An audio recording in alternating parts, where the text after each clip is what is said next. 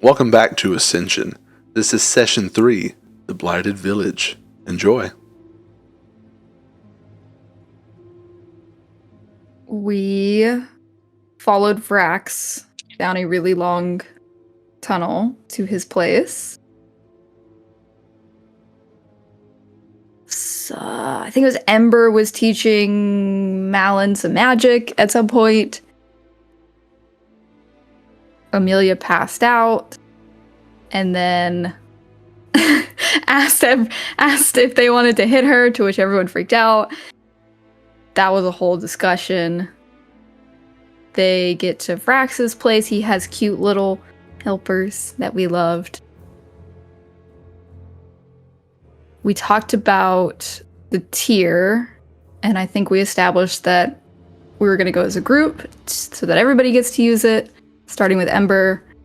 But then when Ember touched it, she had a memory flashback vision of her with her husband and child, and it made her sad. And then Dasha touched it and had a vision of a meteor hitting a city, and then she was sad.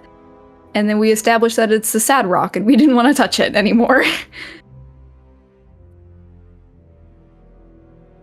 We said bye to Vrax. We went to go find Malin's father. And then we ran into some guards, and then we bolted, and there was a bunch of red-robed masked people with a tear chasing us, and we were scared that Malin had stepped on Ember. And that's maybe.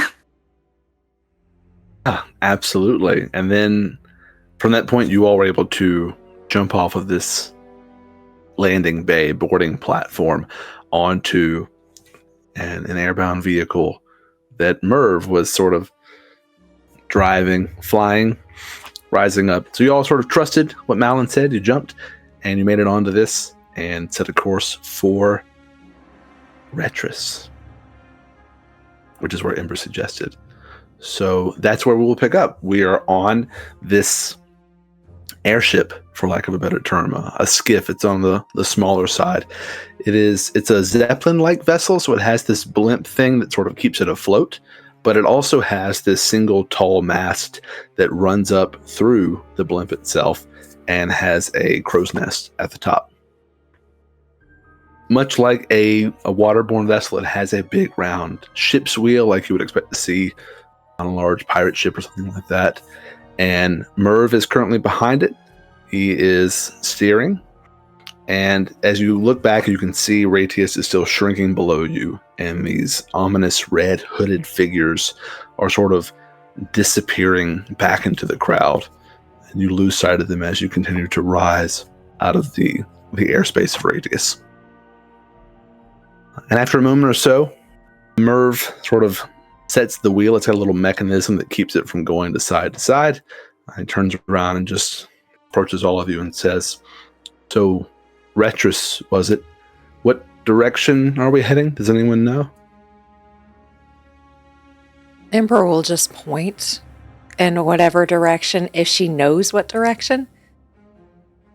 I would say Ember would be somewhat familiar with it. If you would, roll me a survival check. 3 + 8 for a 11. 11, that's cool. So you are able to see, at this point you're up high in the sky, but you can see the tops of very large trees, some sort of stone, mountainous outcroppings that are somewhat familiar to you, and you know the general direction of Ratius is that way, or not Ratius, of Retras is that way. And that direction cardinally is to the west of where you were. So Merv gets back on the wheel. He sets course to it. And he will let you know that, Retras is about maybe a day's journey away from Ratius by foot. But you are in this airship, so it'll be a little bit quicker. But it will take probably a couple of hours to reach the village from where you are. And I will say, these next couple of hours are yours. It could be an opportune time to take a short rest if you want to. I would say the environment allows for it. There's no danger or anything. And the ship is not large enough to have any sort of quarters or lodgings or anything like a larger vessel. This is more of a small trip vessel, but it's comfortable enough to take a load off and complete a short rest if you want to. You have the next couple hours to yourself.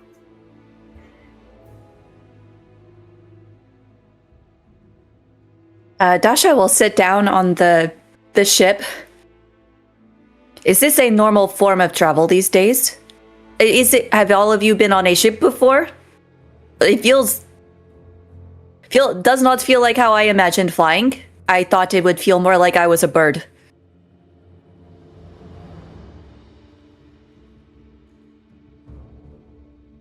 Well, this is how a lot of people get around now, I think. Well, I shouldn't say a lot of people. The ones that would own one, I think. So it's not uncommon, but it's not entirely common. And Mal will look at Merv just like, did I get that right?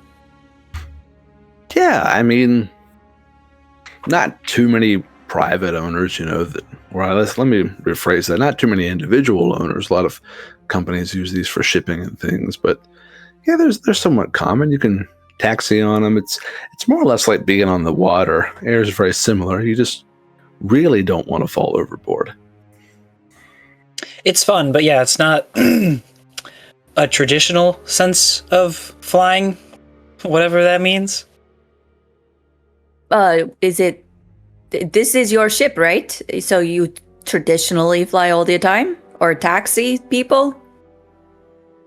Well, it's we're borrowing it, really.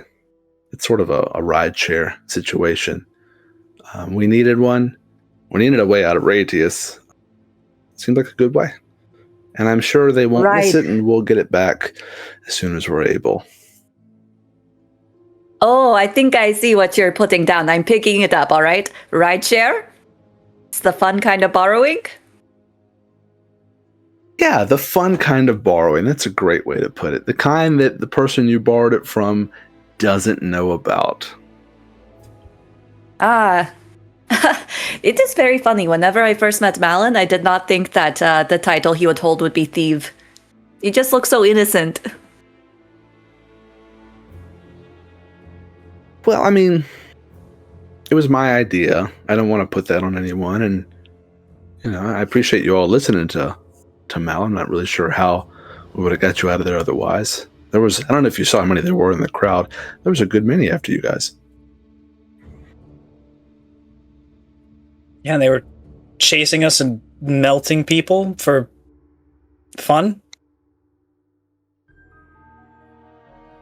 Well, I appreciate it. I don't know what I would have done, but everyone else, they seem to... You all are very capable. Amelia, you were very fast. Ember, you were a leaf. There was so much going on. But I felt slow. I appreciate the rideshare. Thank you. Of course. I mean, like I said, you all can hold your own in a fight. Hopefully after we finish up business in Retras, whatever it may be, we can sort of mosey on to the next stop, and maybe the next person gets to use this funny little artifact you all get your hands on. Speaking of which, does anyone have it? Could I just take a look at it? You'll want to be careful. It's a sad rock. Like, the rock itself is sad, or it will make me sad? It makes people sad. Okay. And you see him get a bit perplexed. He sort of looks over the railing of the ship for a minute. He goes, "Yeah, I'm willing to risk it. Whoever has it, do you mind if I hold it? Just to get a look at it?"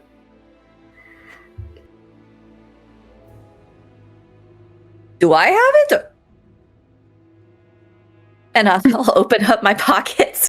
Oh, I thought I lost it. All right. If you see the end of the world, it's not our fault. And I'll put it in his hand. Yeah, no, of course. Just a moment, and he'll take it from you, and he'll sort of turn it over in his hands a few times,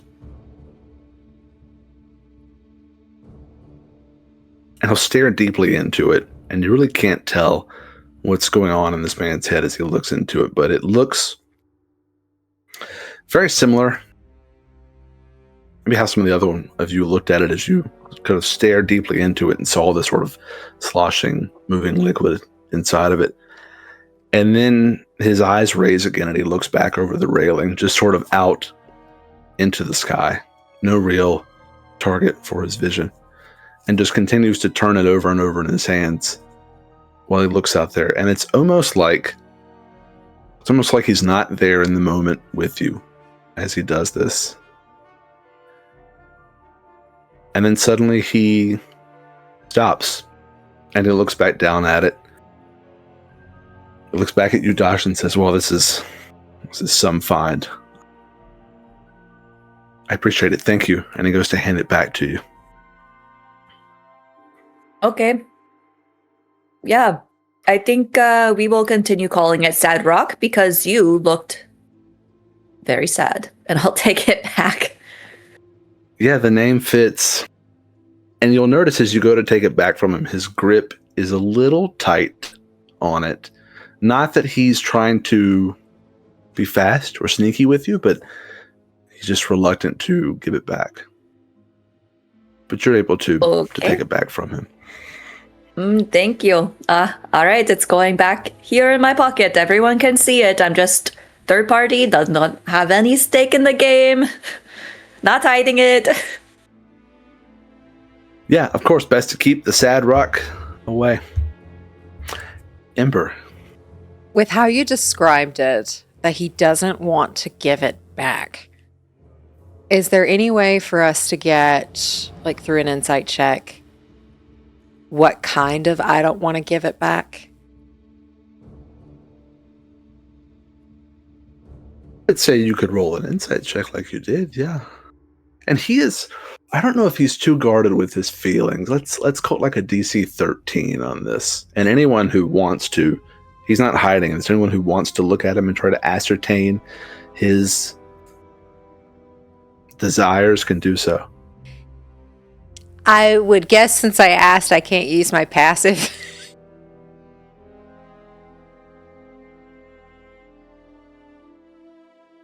Let's see.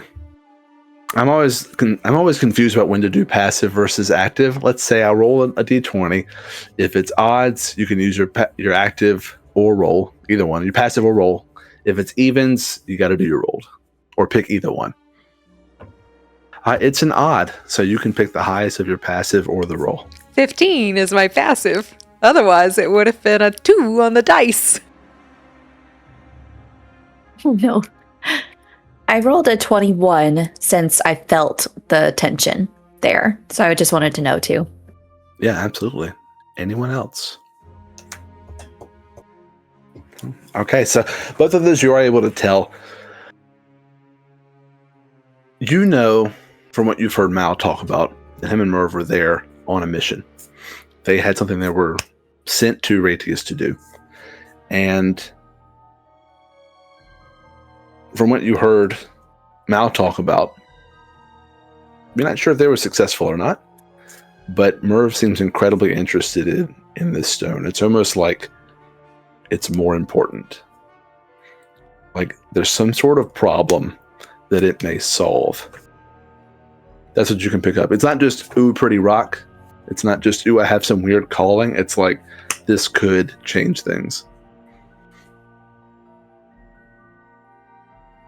I think Ember would look between Merv and Mal, because didn't Mal tell us he had no specific use for it?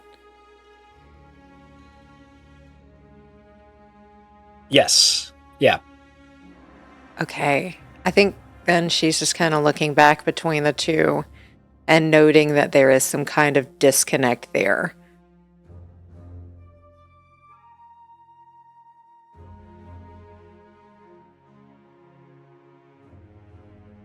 Okay. Well, so I've not been to Retras. What's it like these days? Break whatever tension was just there. It is very sick, unfortunately. almost like it was explained to me like a sickness of the seams.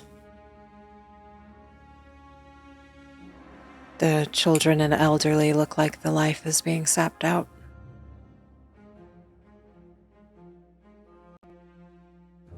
So unfortunately not very happy-go-lucky at the moment. Everyone is sick? Only the children and elderly currently, but But like everyone who's this or like this is sick? is that correct, GM?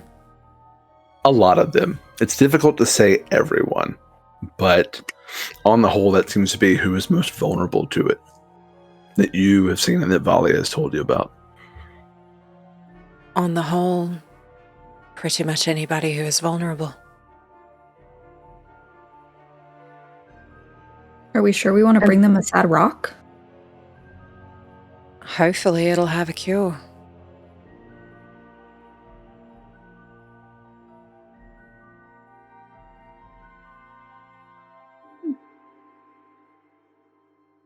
Are you from there? Is that like your home?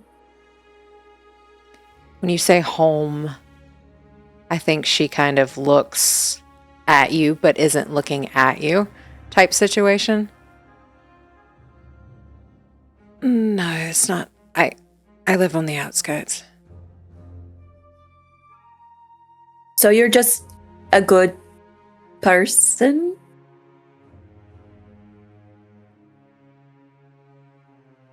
Sure.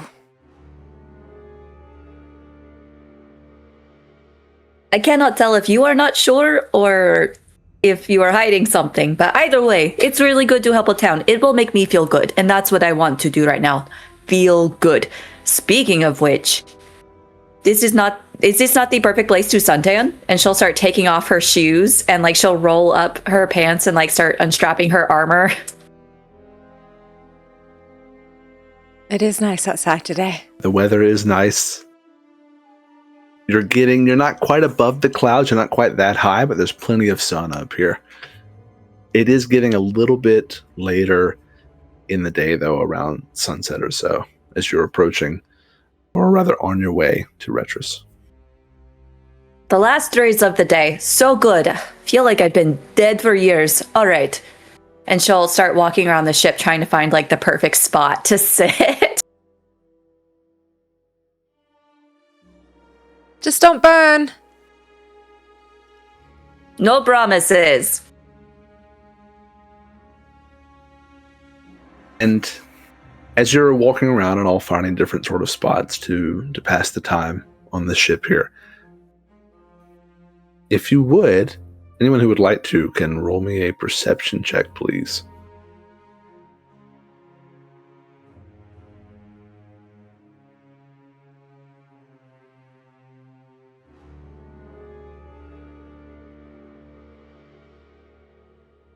Eight.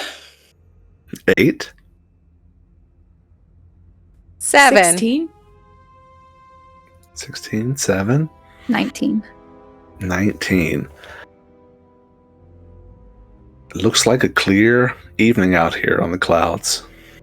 Actually, the only airship that you can see in the distance around you. And you have a little bit of limited visibility with the clouds, but it looks to be like you're the only ship up here as you continue on west. After a little bit, Mal will try and just look at Merv and try to just point his head off in a direction that's away from everyone. Just trying to have as private of a one-on-one as possible.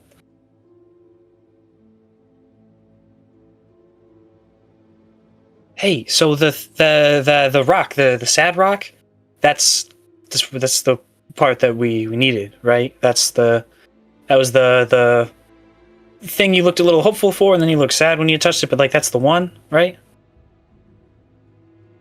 I mean, it's something. It is. I don't know a lot about it yet, and it's not, admittedly, it's not what we came for, but sometimes plans change. And you got to make a game time decision, and I think that's the one. I think our employer will understand. Okay, so, like, do you think the employer will be a little upset still, but understanding, or are you understanding as in this is totally fine, sort of understanding? Because we were just supposed to keep Vrax to do what he was doing, and well, he was selling his thing, and well, I decided with everyone to have him not sell it, and I know that's kind of the opposite of really what we wanted to do, but we got the tier, we got the artifact, so I mean that's a good thing, right? So like, if it's that important, right? Should be like a whole understanding, like this is fine sort of situation. Hopefully. If you would, please roll me an insight check on Merv. Oh, shit. 7. 7. Okay. You know your father well, but you can't quite tell the look on his face right now.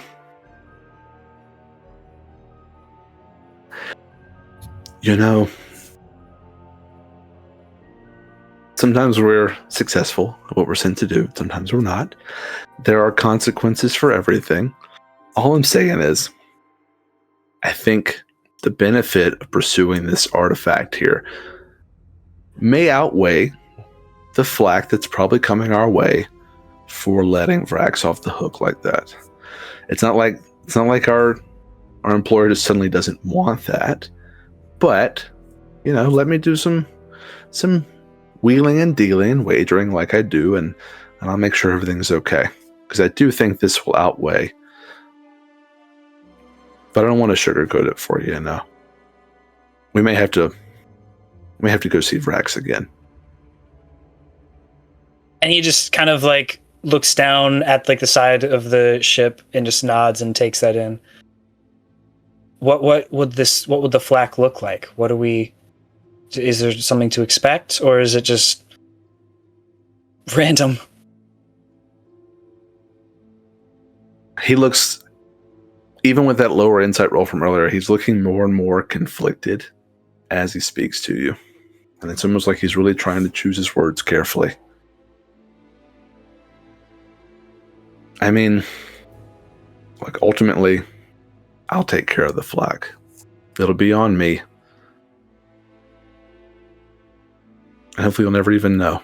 But yeah. But don't worry about it, you know? But that wasn't on you. That was more of something that I aligned with. Yeah, but you didn't know why we were there, and he looks very conflicted, and he starts to break eye contact with you a lot as he's talking to you. Like, I mean, I think we just chalk it up as a loss, but we have another win that might outweigh it. I mean, I don't know. Are you concerned that something's going to come back to you? Because you know, I got it. You don't have to worry about it. I'll take care of it all. You don't have to worry about any details or anything.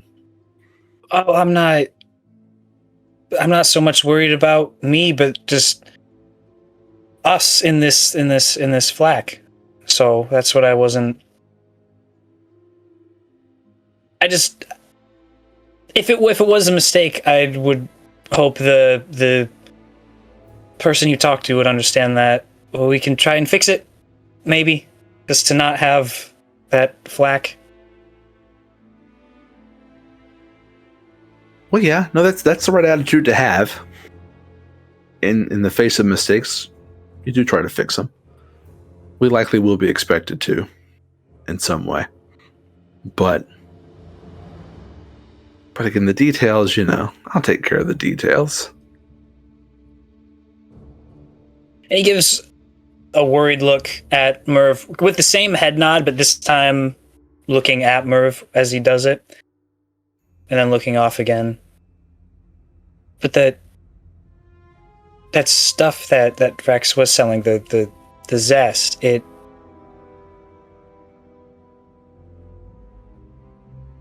was doing something to the people that took it, something not good, hurting them in ways, and we wanted to reinforce this deal to have Rex keep peddling it. Does our guy know that it's a bad thing? Like, that's like, I mean, do we want to support that? What did you find out about this stuff? It just made them. What did Rex tell you? It just seemed to make them uber aggressive and put them in a situation that could have been avoided. I mean, I can't say anything for certain, but like, what if those guys in that tavern what if they're good people and they just happened to get mixed up in something that was bad, which encouraged them to do some bad things, which otherwise wouldn't have happened? I don't know. It just seems like a negative thing all around.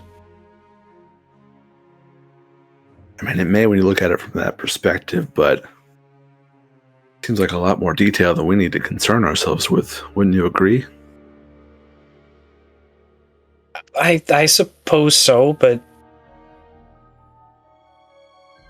I mean, are you having second thoughts about what we did?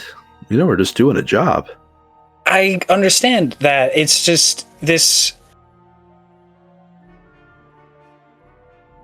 There were just conversations and conversations that the group of us had, or one of us had directly to me, that it just didn't seem like we were doing good. And I had thought previously that most, if not all, of what we try to do is that.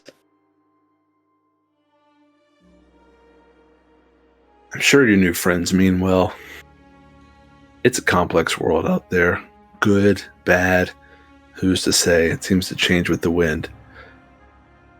I find the more you ask questions about it, the more easier it is to get sort of confused and get your head all twisted around. And I think it's better just to accept that the world's complex, and we do what we have to do. People make their own choices. There's consequences for them.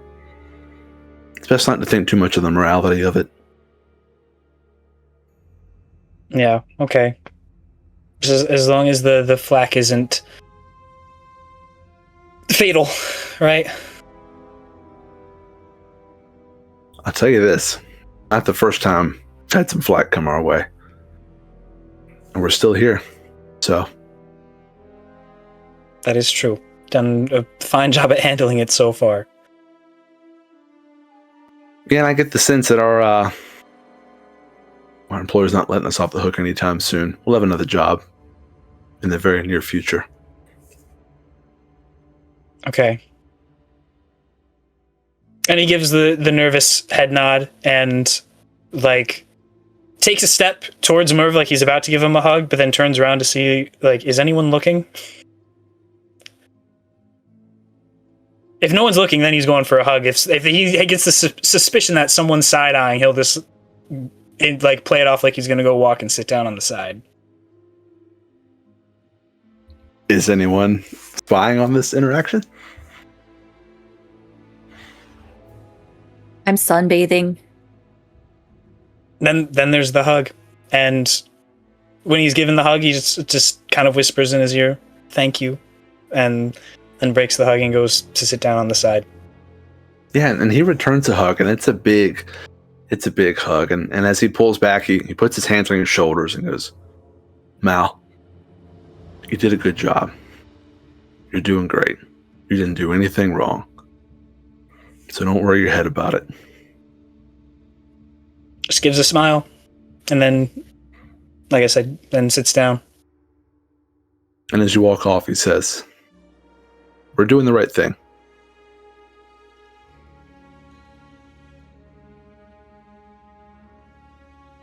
I'll turn back to the wheel, and that's where he continues just to keep the ship on course. Ember, I saw your hand go up. I think while Dasha's sunbathing, Mal's having that conversation, Ember is sitting with Kip and if Amelia's close by, she's going to continuously cast elementalism. I think that's how you pronounce it. And elementalism allows you to, in 1 foot cone, to use the elements to make images. It's part of one of the things they can do. So what she's doing is she is casting it and making these elements form the shape of that mask that we saw from the robed figures. And underneath her breath, why are you familiar? And she's trying to like make a 3D image of it and like keeping shifting it and rotating it and trying to figure out why this is familiar. And then also like conjuring like these shapes of these robed figures and trying to pinpoint it.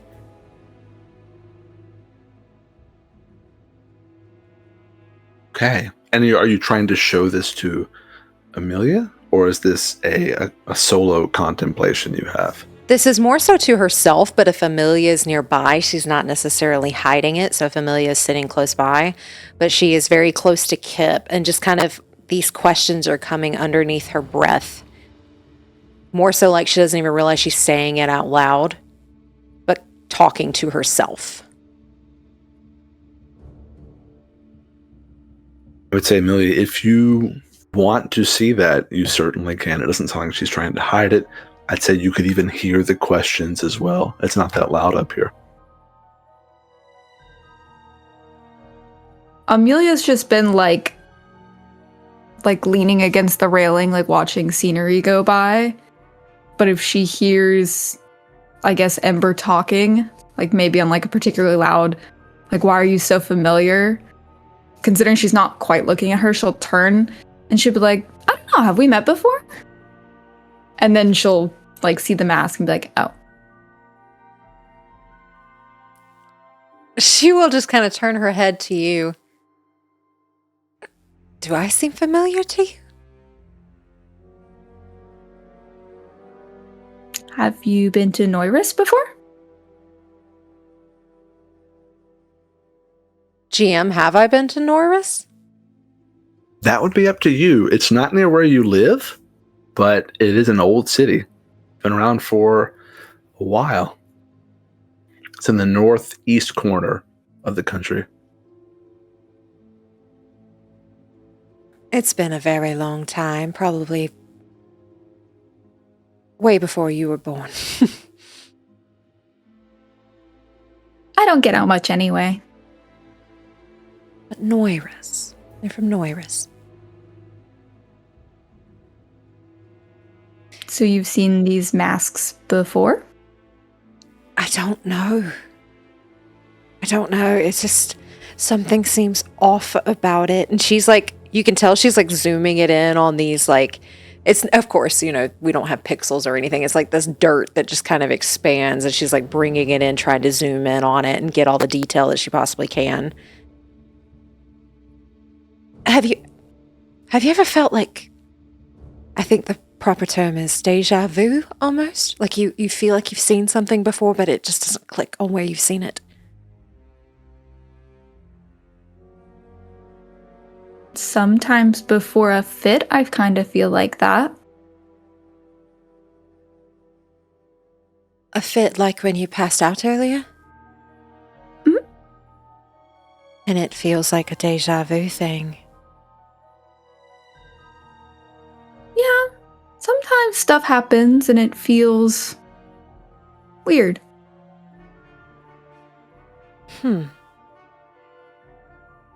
What kind of weird?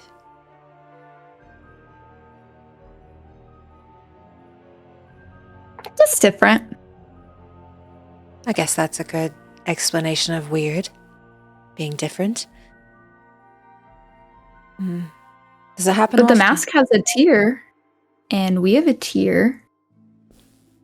They do have tiers, and we do have a tier, and I remember Vrax talking about these robed figures chasing after this person who had the tier originally before it dropped into the sewer. So is that the reason they're chasing us, is because they want that? I don't see why everyone wants a sad rock, but There's something special about. You've been calling it a sad rock. Mhm. Okay.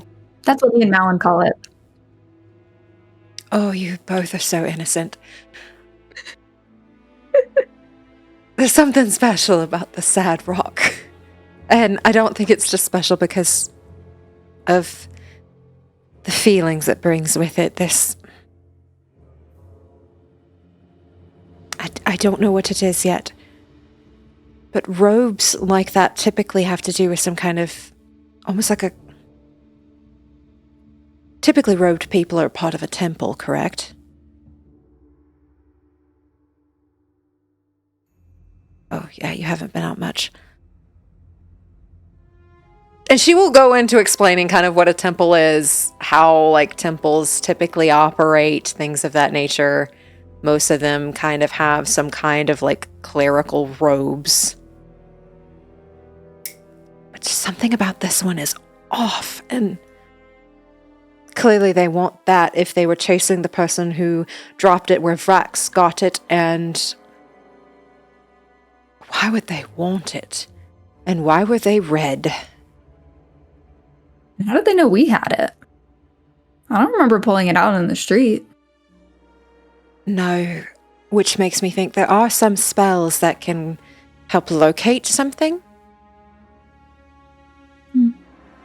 So I'm wondering that would mean that they are tracking this specific item carefully.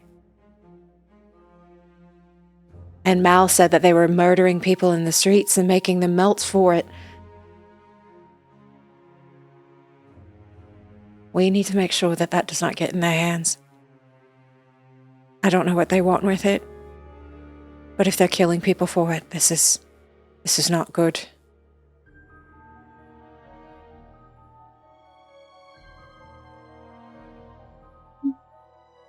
And I know you said you don't get out much, but you've never seen this? And Noirus? Nope. And, like, I think at this point, Ember's, like, foot is, like, constantly tapping. I think there's a sense of, like, stress, anxiety. Why do they want this so bad? Why do they want what we have? And if they're willing to kill just random people in the street, they're definitely willing to kill us.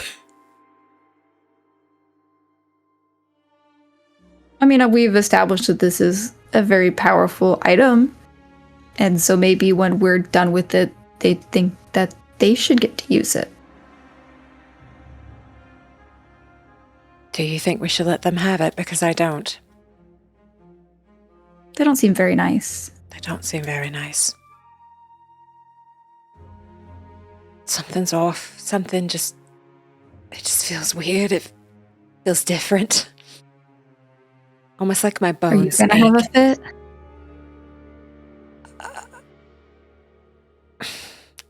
At the moment, I don't think so. I can be very comforting. You are if you very need it. comforting. You are a joy. And I think Ember just spends time, like, looking over this and trying to show, like, details to Amelia.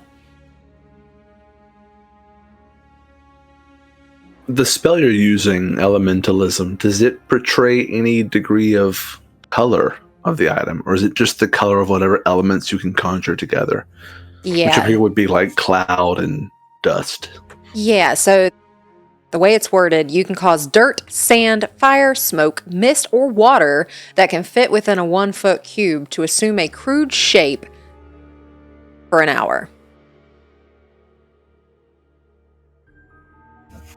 Okay. As you turn this thought over in your head and look at this mask, if you would roll me, please, either a history or a religion check, your choice. I will do religion. And I'll if tell you that's different okay. things. Yeah. Well, I guess I'll tell you different things, so your choice. I think religion is what she knows the best. It's kind of where everything is rooted. I rolled a 19 on the die plus 12 for a 31. Okay, that's a pretty good roll. I will say you can't see the color now, but you do remember that crimson-like color of the robes and the mask, how they were really uniformly this one color.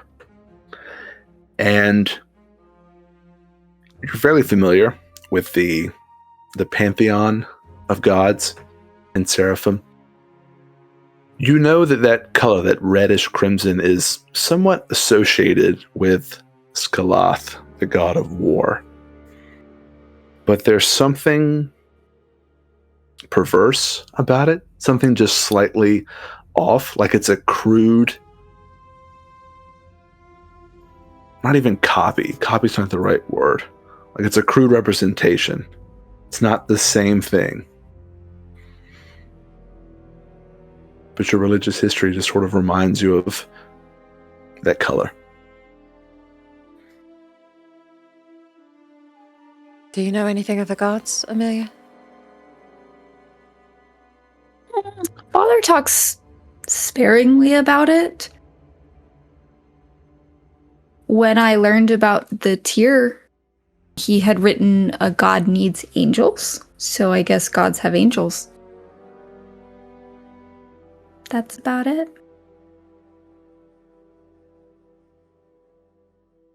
When a god needs angels, did he mention I suppose. Specific one? I don't remember reading one. God needs... So he's mentioned gods, but he's never named one specifically? Has he named one specifically? He has not named one specifically. No.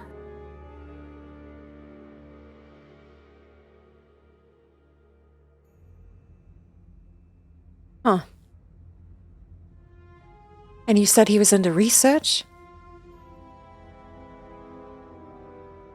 He's a scientist. Okay. What is he studying? Is he studying that? He doesn't really like us to talk about his work.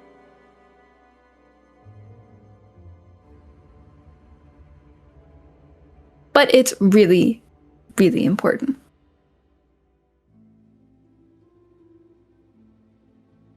Does that red we saw earlier ring any bells for you? No question mark? I would say it does not, no. But roll a history check for me if you would. 3. 12. No. Unfamiliar to you. No. He's not a big fan of the color red. Interesting. And then I think Ember will kind of start talking about the gods, kind of like what colors represent each. But with this crude red, I think she'll focus on Skalath a little bit more. And explain that Skalath is the god of war. Typically that color is a crimson red, this deep red, but the god of war, something about that red is off. And I think she'll just spend some time doing that. And is it possible during this that Ember can take that short rest? Yeah, you all have several hours up here, and a short rest is only an hour, I believe. So, at any time during this, if you want to do a short rest, more than welcome.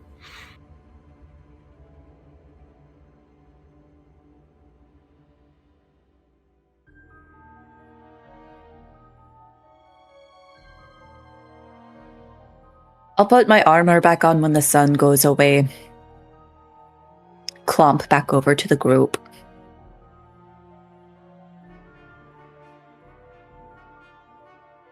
I would like to find somewhere to stay when we land. Don't like camping. Like I said, I'm trying to do things that make me feel good, and sleeping outside is not one of them. Is that good with everyone? Does everyone want somewhere to stay, or is it weird if we stay together? I have the rock, so it's up to you. If we want somewhere to stay close to Retras, I have a place on the outskirts that we could stay if needed. Outskirts would probably be nice. Doesn't seem like any of us are the commonly affected sick ones, but maybe a little further out to avoid that would be cool.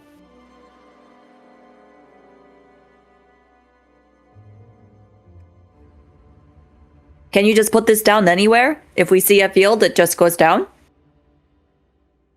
Merv will sort of lean over the side, say, well, I mean, it's a pretty thick canopy down there, but we see an opening. Yeah, we can try to put it down. It's a pretty small vessel. I think I can manage it.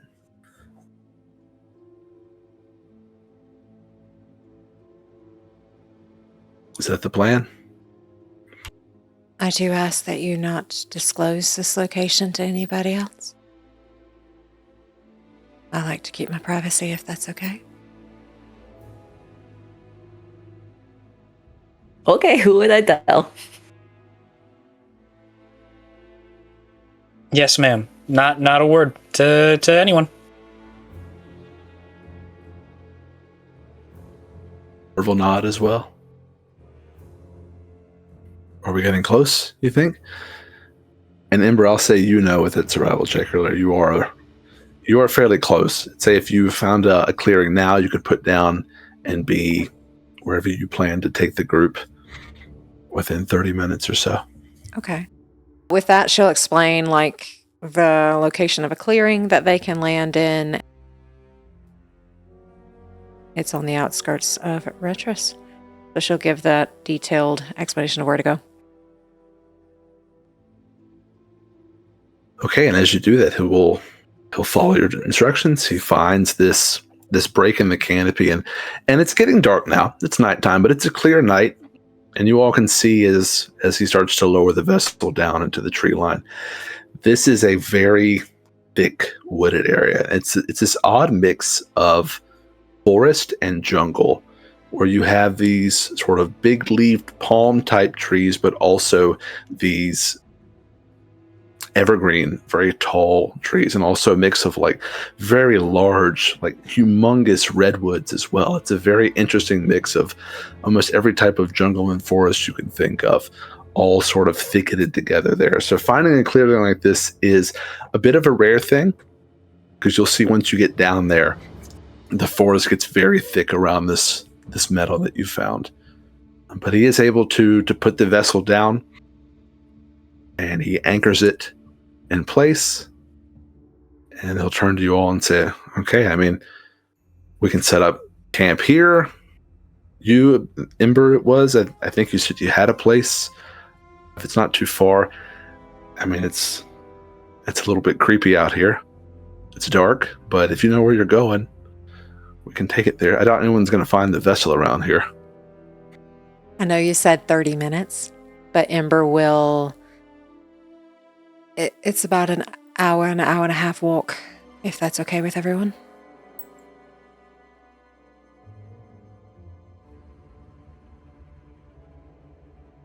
I walk all the time, so yeah.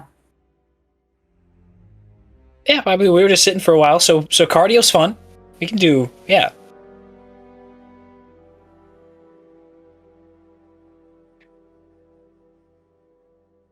Okay, then, so are you going to lead the way?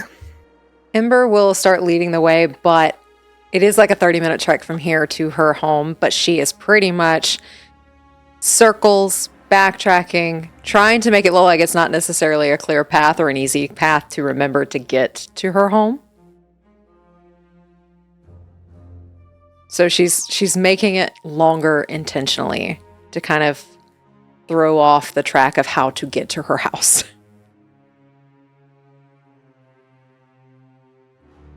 Okay. I want to have you all roll something here, but I want to figure out what the best thing is. Let me check something. Let's do, if we can, a group survival check. Ember, you may roll with advantage. 15. 15. 17. 17, good. 5. 5 is a roll. It's a roll. I participated. What we got, Ember? 19. 19. Okay. Now you're a bit out of your element, but thankfully you're with people that seem to be able to rough it a bit and follow a track. I will say the Dasha and Amelia, with that high of a survival check, you get the sense that you're not taking a direct path. But you're able to follow Ember without hazard through this thick jungle towards wherever she's leading you. And in about an hour, hour and a half, depending on how winding Ember makes the path, you do arrive at this location. And Ember, I will let you describe what it looks like if you would like to. Yeah, so we all kind of walk up to... It looks dilapidated from the outside, but it's an old temple, like a smaller temple. And there are broken and shattered statues of this woman who is holding something of nature in her hands. And some of them have been toppled over, some of them have their heads missing, some have their hands missing. And she leads you down this walkway almost, where these statues lined this walkway, and there are old and shriveled like bushes and gardens and things like that. And when she opens the front door, there is a garden where the old nave used to be, of herbs, flowers, few crops that are intermingled. I think when she opens the door, there's this tiny little raccoon that kind of rolls over, like does the little somersaults and makes his way over, and then kind of like scurries up her leg, up her torso, sits on her shoulder and does like all the little squeaks and everything that a raccoon would. And like towards the back, there is a sequestered area that looks like a sleeping quarters. That is a little bit more upkept, doesn't look quite as dilapidated and ruined, but you still see broken and dilapidated statues of this woman throughout the entire place.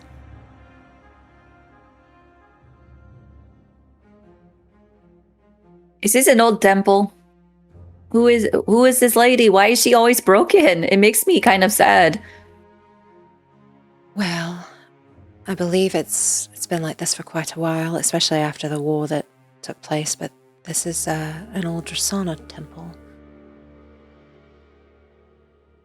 Oh, why'd they do her like that? Oh, at least leave one so you could see the craftsmanship. Yeah. Unfortunately, I think some people had fun desecrating it. It was like this when I found it. Did the roly-poly come with it? As she points to your raccoon. Nibbles did come with it. He's just kind of hanging around. Nibbles? Oh, what a fun accessory to an old dilapidated house. She'll kind of pick him up, and like he's this old fat raccoon, so I imagine like he's like super heavy at the bottom, and he kind of like does the whole wiggle like when you pick him up, and she kind of holds him under his arms and just passes him to you. What an animal with no utility. Oh, and she's gonna like shake him a little bit. And I just think he jiggles. Like he's one of those raccoons, like, especially like if you rub his tummy, like he sticks his hands up. And he just, Oh, he's just a cuddle bug. oh, you will probably never work a day in your life. And she'll pass over to Malin. Oh, it's just a big hug. Big hug right up here. Oh my gosh. Ember, he nibbles. He nibbles. Do you have food that he can nibble on right now? Yes. And she will walk away for a moment and go into you hear some scuffling of some boxes and things like that in this storage area. And she comes out and she brings these little, they look like little brown rocks that Ember's probably made over time and dehydrated them and things like that. And then offers you some raccoon treats. Oh! Is just gonna take them. And start, still holding them right here. Just, feeding them to him one by one. Amelia, I hope you're gonna be patient, because this might take a while. That's okay. My siblings usually shoo them away from the house. I've never seen one up close. Oh, then wait, no. So you don't. Then I'll start taking it off and hand it to Amelia. You haven't seen what? Here. She'll take them, but once you let go, she's not very strong, so she kind of drops a little due to his weight, and she's like, "It is cute." Oh, I don't know why we shoot them. Reaction. They're adorable. Poke its belly. Yeah. She'll kind of awkwardly hold and cradle it, and then she'll just kind of boop. I think he just jiggles and his paws are just doing this. Like Dasha says, he has no utility. He is a domesticated raccoon, so he's just fluffy cuddles and does the little purring. It is vibrating. Is it supposed to do that? Mm-hmm. I think it wants Malin back. That she's gonna awkwardly turn it upside down, trying to give it back to you. Yeah, I think Malin wants Nibbles back too, and he'll take it back to the hugs and feeding it. I'm just imagining Miko from Pocahontas. Yeah, little biscuits. And I think while this is happening, Ember is also ritualistically casting Speak with Animals.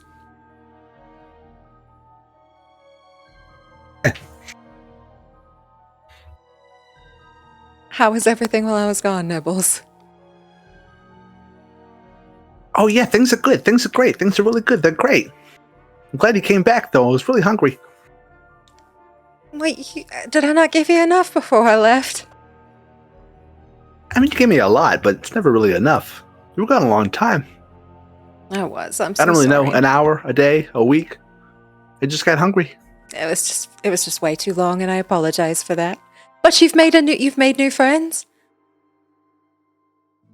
I mean, we're getting there. They're holding me. They're poking me. They're squeezing me. I like it. As I say, you like squeezing and poking and prodding and cuddles. I've been told I'm very cute. Only by you, but I believe it. Everybody here says you're cute. Oh yeah, that too. I'm not a great listener.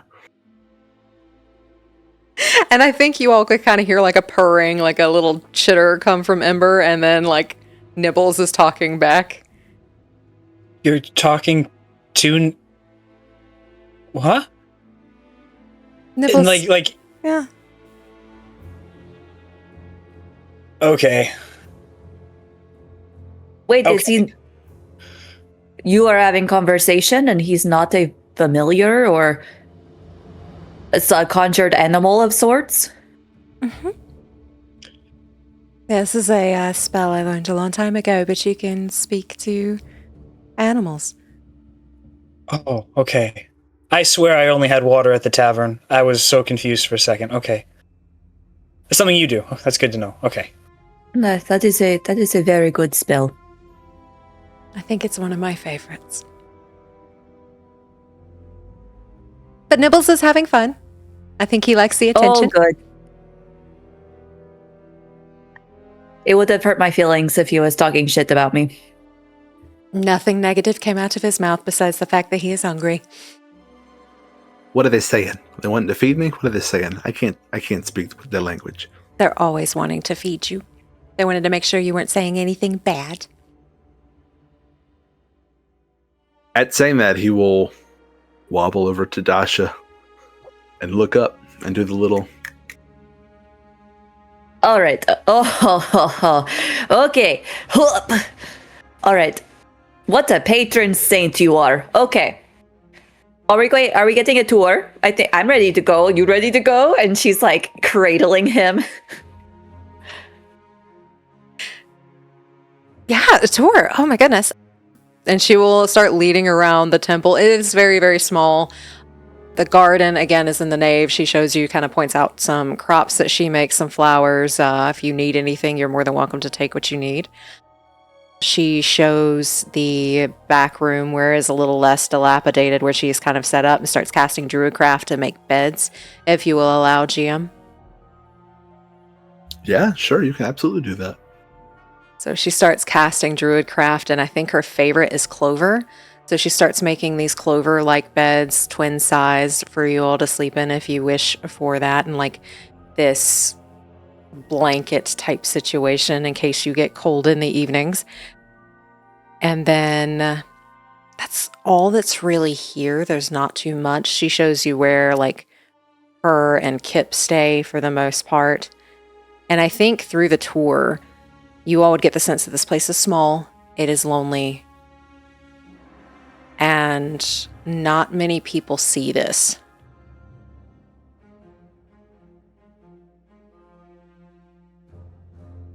When was the last time you had someone here? I mean, not that like... I mean, yeah, it's a little messy here and there. I just forget I said that part. Just when was the last time you had someone here? Valia visited, what was it, a week ago, Jam? Yeah, and I would say how often Valia comes to you is really up to Ember. However, how isolated you want to keep this place, because Ember does occasionally go into Retras. That really is up to you to decide the frequency. Well, Valia visited a week ago. Oh, a friend of yours? Yeah? Mm-hmm.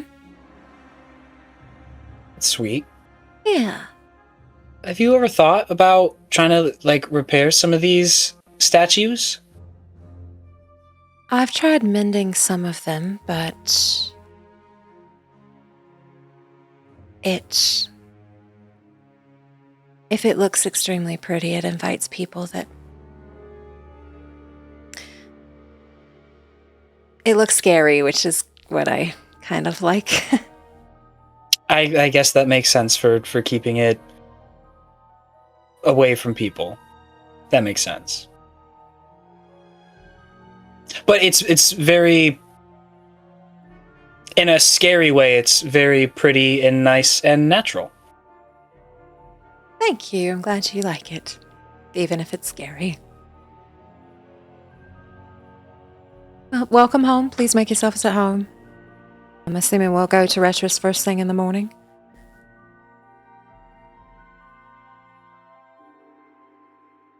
Probably. That sounds good. I have nothing else to do, so.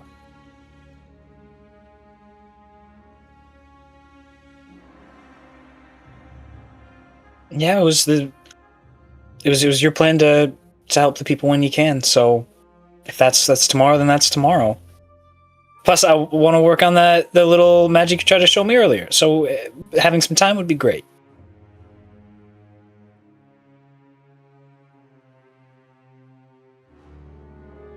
And Merv agrees.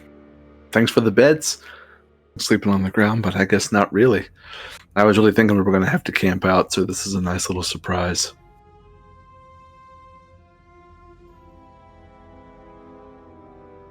But I guess we got an early start, and he'll plop down on the closest bed that you created, and he's instantly out. And then Malagola, whatever one is next closest to that, and throw his stuff down and start trying to do that sort of magic that Ember was trying to show him earlier. Guidance. And she gives you like this little clap on the back of, you got it. In that case, roll an Arcana check. Yeah, let's do it.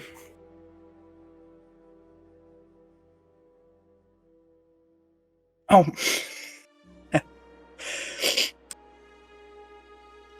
Natural 1 for a 5. For a 5. It's been a long day. It has been a long day. You're in an unfamiliar area. You're not even getting the bit of smoke that you got earlier in the sewers, so it's rough. It's rough out there. I think he gets a little frustrated with it. He's like trying to do it, and after there's just nothing. Just lets out just a shit, and then like he shocks himself even saying that. Looks over to Merv to be sure he's still asleep, and then continues to at least attempt and just being a little more mindful of his language.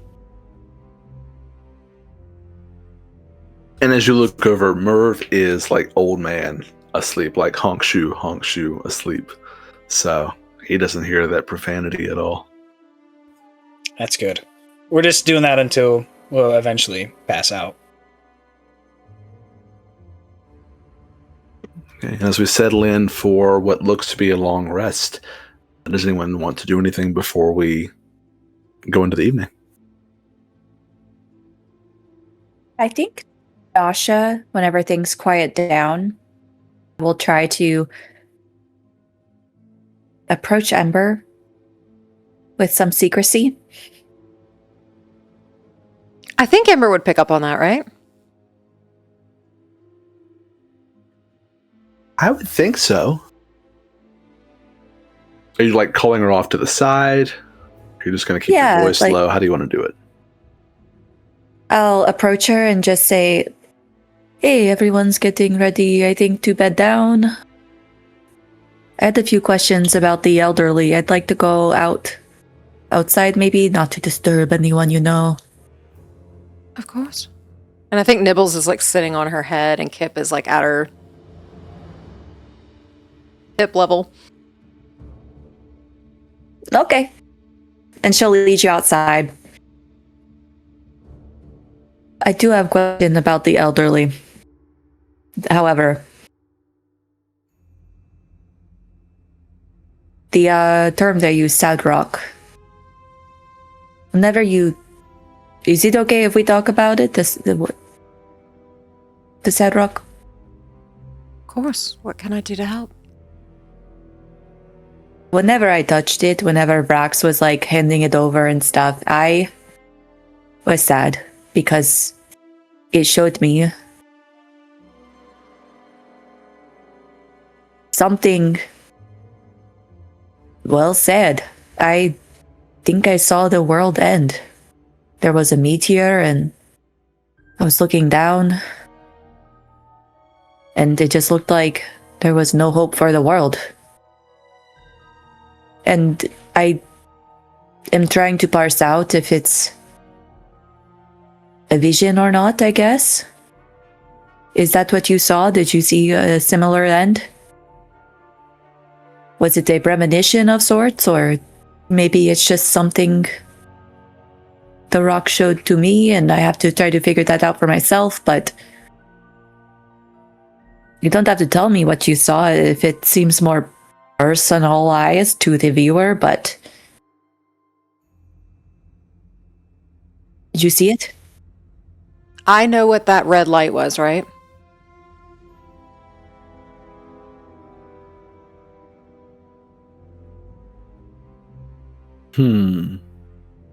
To what level of detail?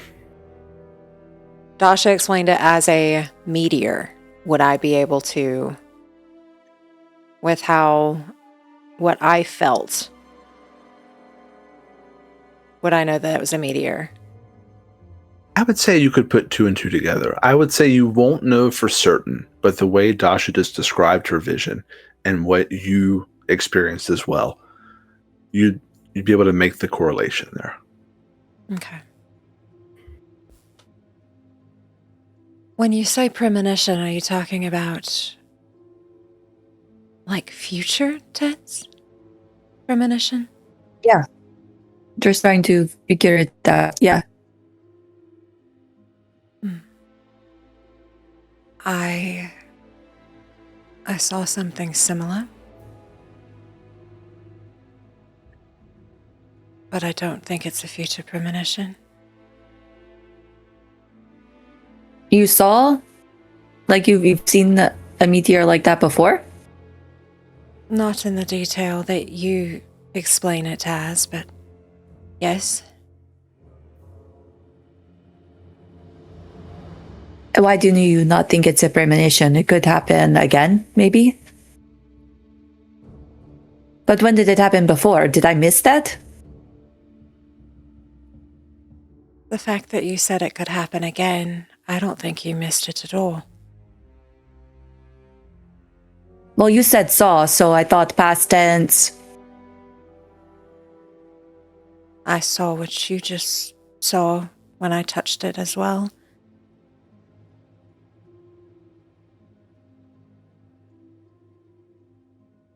So the vision I saw, the world did not end from that?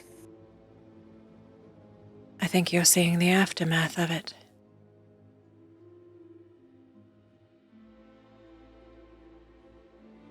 The aftermath of the meteor? Yes. How would you have seen it? If it wasn't for the rock? She looks conflicted, and I don't think she hides it well. I'm poking and prodding. You are a host. You don't have to tell me. Have you seen it before the rock? I don't know. Memory is a hard thing. Asha, would you please roll me a history check?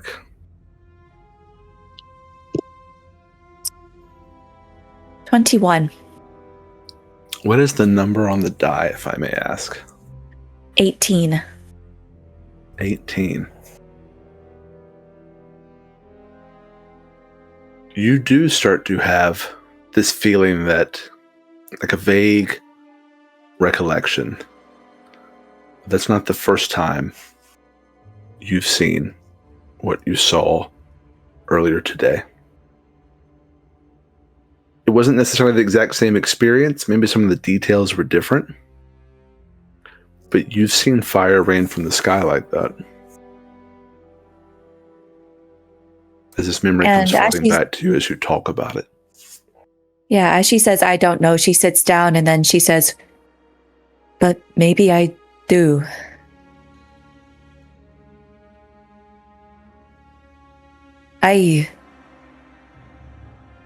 I'm not sure, actually.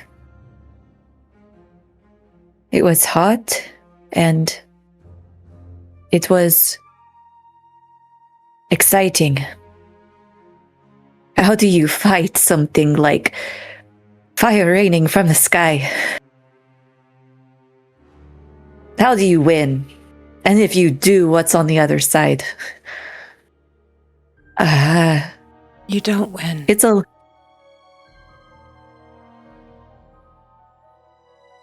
It's just a fun question.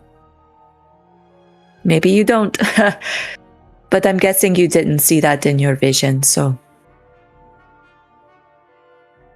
You don't win. When fire rains from the sky, you don't win. And it takes everything.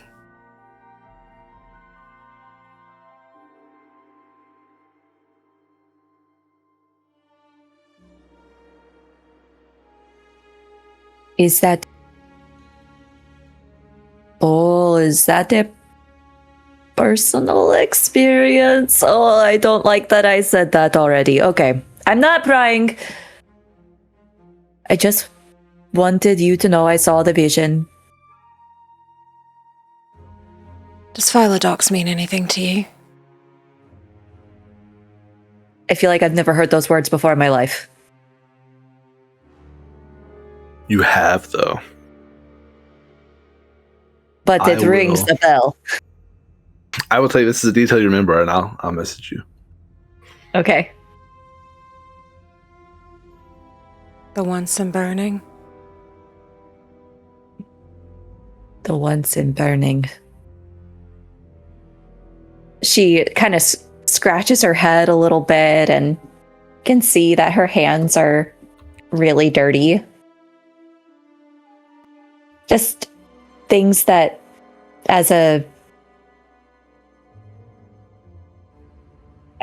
the day is worn on, it's easier to see now that she is wearing like kind of used armor, that she's not exactly like entirely clean. Okay, I was looking for it in secrets. Okay. I'm sorry, I put it in the wrong channel. I'll put it there too. Okay, I got it. And as she like closes her eyes, I think I do remember, yeah. Philodox? That's what you said? Mm-hmm. It's kind of a silly name. It's kind of laughable, actually. When you say it out loud, it sounds so made up. Philodox. Oh, but yeah, the city is now destroyed. It's gone. It's not there. I'm pretty sure it's not there anymore. But the once in burning that's what you wanted to know about? Does it ring a bell to you? A little bit.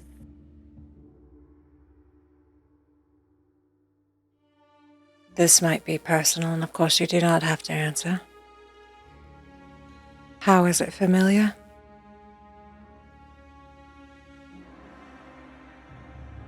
It's very hard to explain. Try me.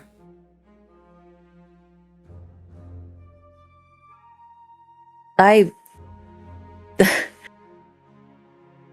know that city. I can feel that city. Everything I once was that city. At least that's what it feels like. That's what I understand at some time has passed since I was there.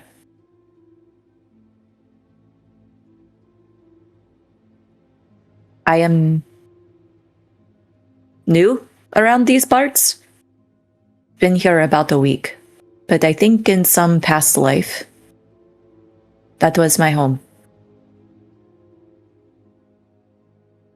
And I loved it very much.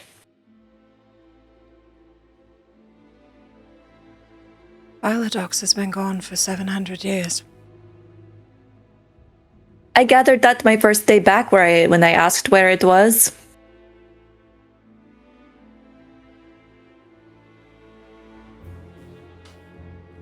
So I could be 700 years old, I'm not sure. I could get sick tomorrow.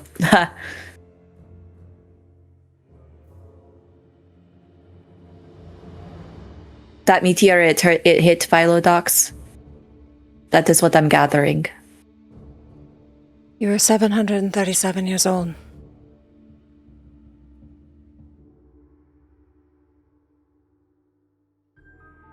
Queen of Philodox. Probably. Huh? I mean, I didn't share that detail, so that feels personal.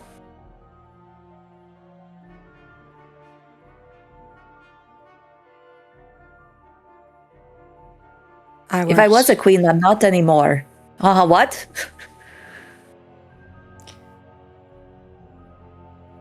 You used to give speeches at the Skalath Temple every once in a while. That sounds like me. I'm so good at talking. But how do you know? Because I've been here for The old one? 727. That's what I call my past self. You are? She gives a nod.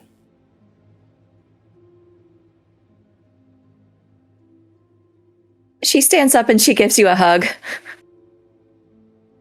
I think Ember, like, stiffens for a second, knowing, like, the past of, like, what that relationship was. But then to have somebody that understands that world, I think she squeezes back just as tight.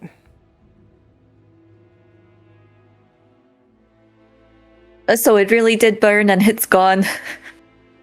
Oh, everything I tried to build, everything I worked for, and all of the things I did to achieve it. Please don't hold that against me. I don't even feel good doing those things anymore. I just want to have fun and do suntan and to take care of people. It makes my heart swell. And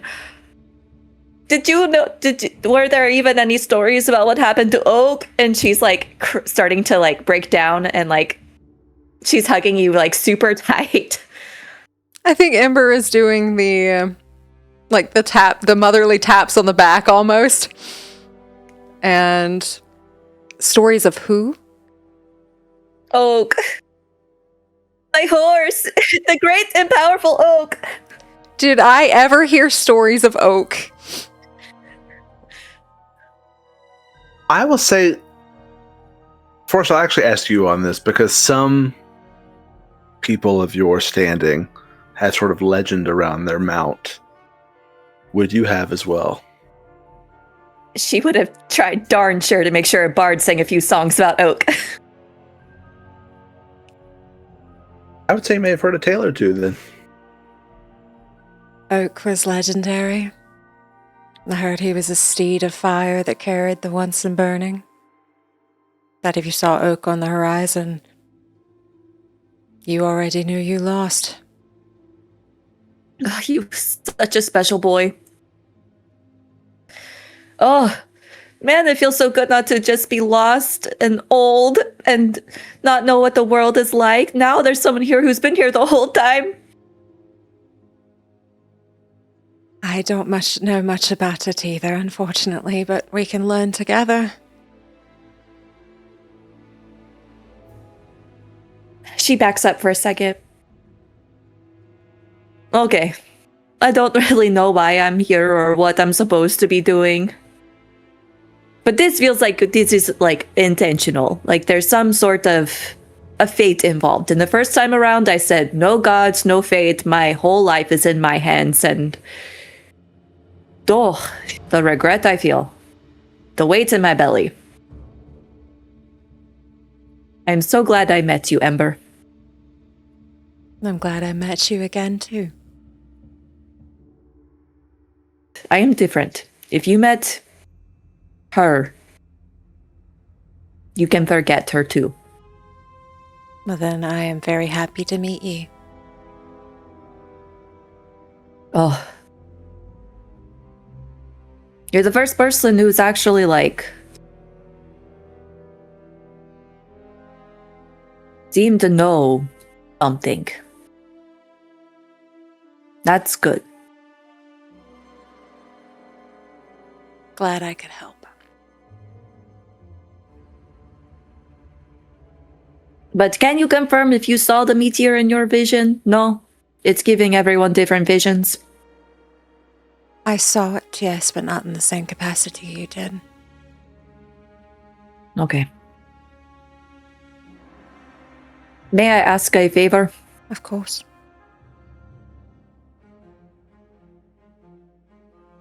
I was not very protective of what was not mine in my first life. I only cared about what I could take, what I could have. And we met those two people in there, and Merv. But it's only been a little while, and I feel like I don't want bad things to happen to them. I have not seen innocence like that in a long time. I don't want them to touch the sad rock. Yeah. I would like to protect that innocence too. You don't see it very much anymore. No, you don't. It's very joyous, childlike innocence. Okay. So I say I'm third party and unbiased, but I'm a little biased. No, I agree. I want to make sure that they're safe too. Okay. Well, thank you for the chat. And also, if I get sick tomorrow, you're probably going to be sick too, because we're old as fuck. So. Yeah, sometimes I wonder if my heart's going to stop beating every once in a while. So if I keel over, it's because of the same thing. We go out together. It's better than the first time, I guess. I think I might have died alone. So. You see a sad look come over her face. And then she nods. We'll go out together. Okay. I wish to sleep.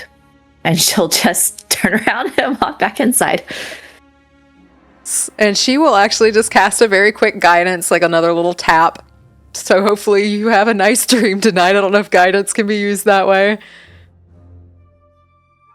I've never rolled for a dream, but we can if you'd like to. Yeah. Yeah. And then Ember will just stay outside and do watch. So, Ember, you're not going to... Are you going to take a long rest? How are you going to do this? I would like to take a long rest, but I kind of want to just check the perimeters, if that's okay. Okay. Before we do that, Amelia, what's up? When they've had their chat, Amelia would have gone just like when everyone's going to bed. She would just sort of go outside to admire the garden. So if you're making rounds, you would see her still awake outside. So the good garden is in the inside. Oh, well, she would just go outside, I guess, and admire like the ruins or the environment. I will say, I don't think Ember's there. She's just out there, still awake, looking around, whatever. Taking it in? Yeah. Mal, anything on your side or just heading straight to bed? Oh yeah, you were trying to do your magic. Yeah, still working with the magic with that little fire thing and then going to bed. Okay. Ember, if you would, you said you were going to check around a bit. If you would roll a perception check for me. And I will cast Hunter's Sense on myself, which makes my D20s a 10 or no less than a 10. Okay, cool. But I did not need it as I rolled a 19 and plus 5 for a 24. Okay, 24 is good. So you're essentially checking the perimeter of the building here and just making sure that you're alone. There's no threats. Am I understanding correctly? Yes. That no one followed, nothing read, nothing seems out of place. With the 24, you get a pretty good sense that you are alone out here. There are no immediate threats. You don't see anything out of place. I will say you do get a glimpse of Amelia sort of strolling the grounds a bit. But nothing that looks threatening or ominous or anything. Then after a while, I think she'll come back, and Amelia, you probably hear like the ruffling of something.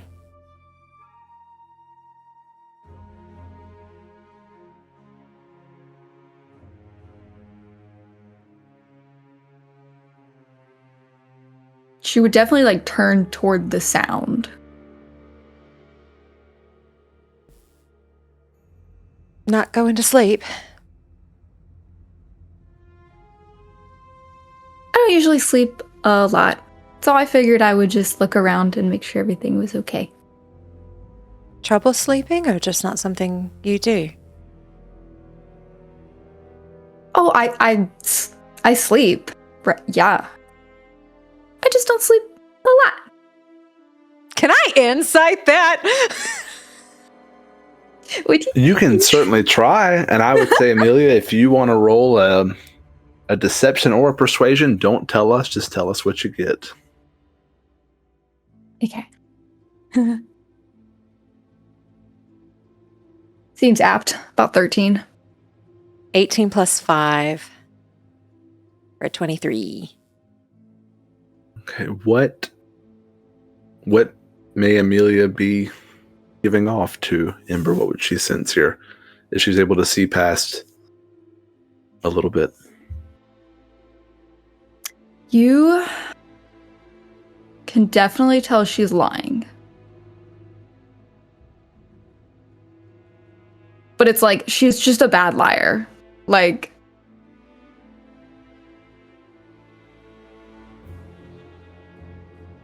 Are you anxious about something? You want some tea? I can make something that can help you sleep. no, that's okay.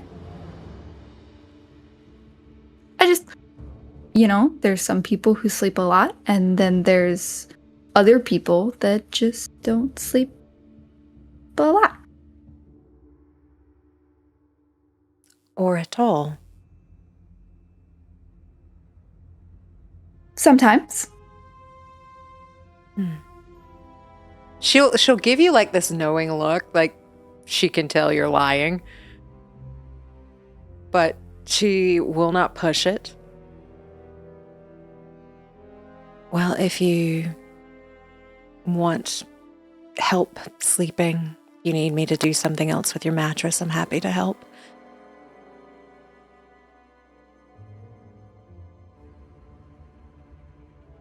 She'll sort of give you like, not like a formal bow, but she'll sort of just like nod at you and be like, that's okay. If you want to get some sleep, I can stay up and keep watch. You do not have to. But if it brings you peace staying out here, if it brings you joy, please take as long as you need. And Ember is starting to walk inside.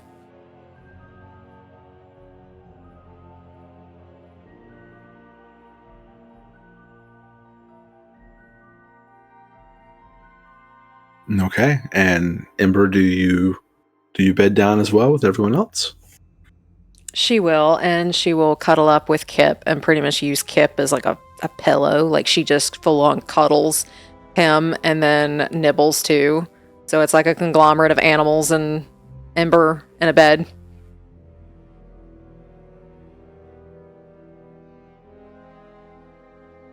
Okay, and Amelia, anything on your side? I can text you some stuff. Okay, I like it.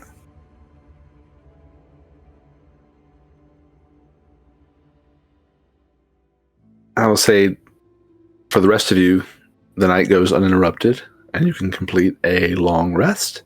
Click that long rest button, get all your fun stuff back. The morning comes. I will say, for his part, Merv is a bit slow to get out of bed, but what are the rest of you doing? Go ahead, Amelia. When Amelia gets up, I guess after a bit, she will attempt to make breakfast for everyone. I don't want to like be rude and root through your kitchen, but Yeah, I think there's a very simple kitchen with like foods that don't really perish easy. So I think there's no fresh eggs or anything like that, but I think there will be salted meats and things of that nature.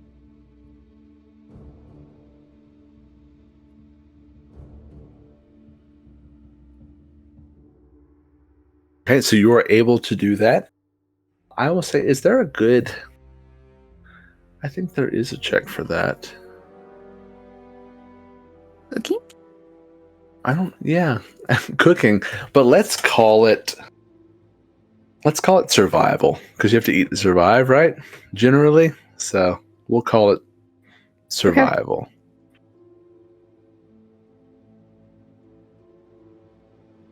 Not very familiar with your kitchen? I got a 9. Not super familiar, but again, it's jerky. It's non-perishable foods. It's not too hard to prep something, and you're able to compose a good breakfast for everyone. She'll plate it up all nice with some tea and... Yeah. And you all smell this sort of, I would say, pretty good smell, especially the tea wafting in as Amelia has plated this breakfast for everyone. I think Nibbles has made his way to you first. The gray cat. Right. And then she'll go look for those little pellets that they were giving him last night. Do you set the tray down that you said that you plated up as you go to find those? Yeah, I'll set it like on the table. As you do, Nibbles is going to just reach up and grab a piece of the salted meat and nibble on it as he then follows you. Okay.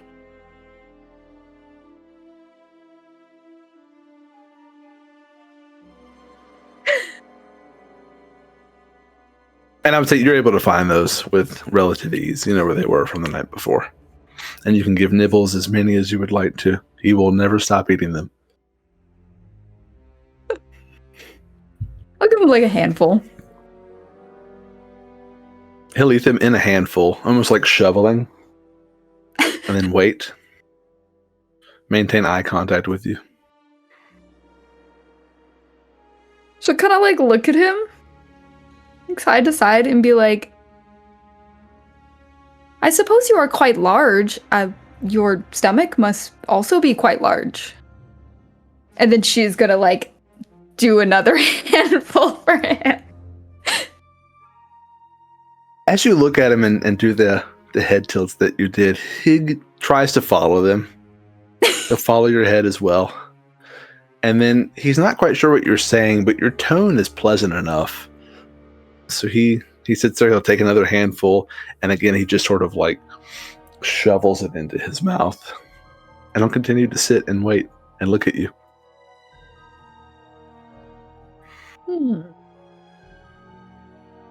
She's gonna look at him again. But like, I'll have to ask Ember how much these things eat. Then she will put the treats back. As much as raccoons have facial expressions, a bit of sadness comes over Nibble's face. But he'll stay by your feet. She'll give him a pat pat. He leans into that. He likes that a lot.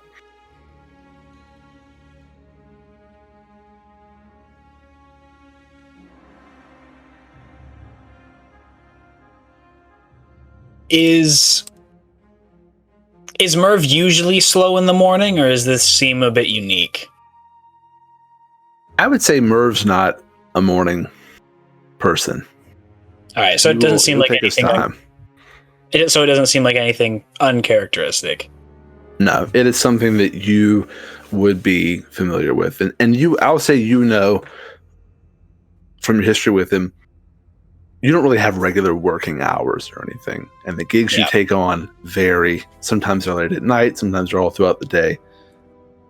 So you don't really have a regular schedule that you keep, but you will know that Merv is generally just not a morning person, a little bit late to rise. Gotcha.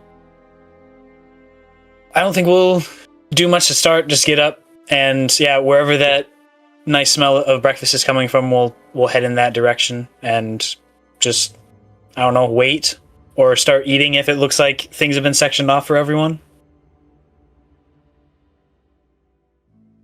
Yeah, and you find it with relative ease.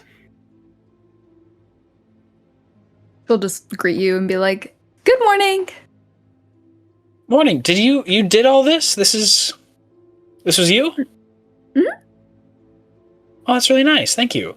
The gray cat helped. Yes, the gray cat. Yeah. And you see Nibble sitting at Amelia's feet, just rubbing his hands together like this, furiously rubbing his hands together. And he'll look at Mal will look at the gray cat. Dude, it looks like no one's ever told you no before, and I'm certainly not going to start now. And he'll take something off of his plate and kind of under the table, hand it to him. Zero hesitation. Nibbles does not have any sort of suspicious or suspicion. Pretty much zero survival skills. He just takes whatever you give him and eats it immediately. Yeah, and we'll sit there, maybe occasionally still sneaking something down to him, but sit there and enjoy what Amelia has made. Ember, I saw you had your hand up.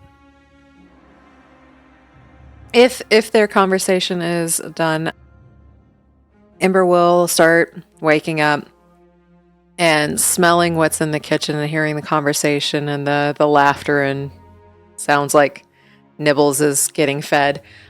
She will make her way to a small little section that she has, and she has a couple of rings in it.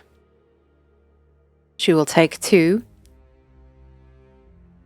and she looks at another one that's in the box, or another pair that's in the box, and she will take those pairs out and then put them in her pocket.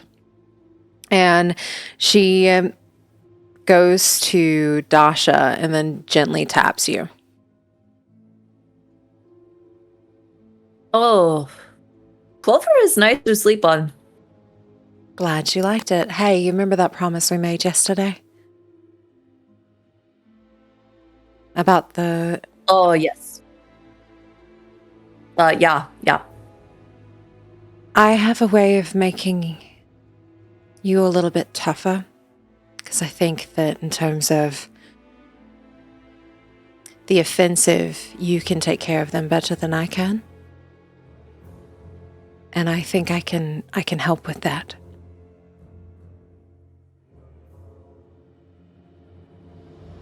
In a good way? In a good way that benefits them, benefits you. And you said it's like a platinum ring? Yeah, it's like this platinum ring. It's very simple. Pretty, I don't want to say crudely made, but you can tell it wasn't made by somebody craftsman-y. But it is a platinum ring.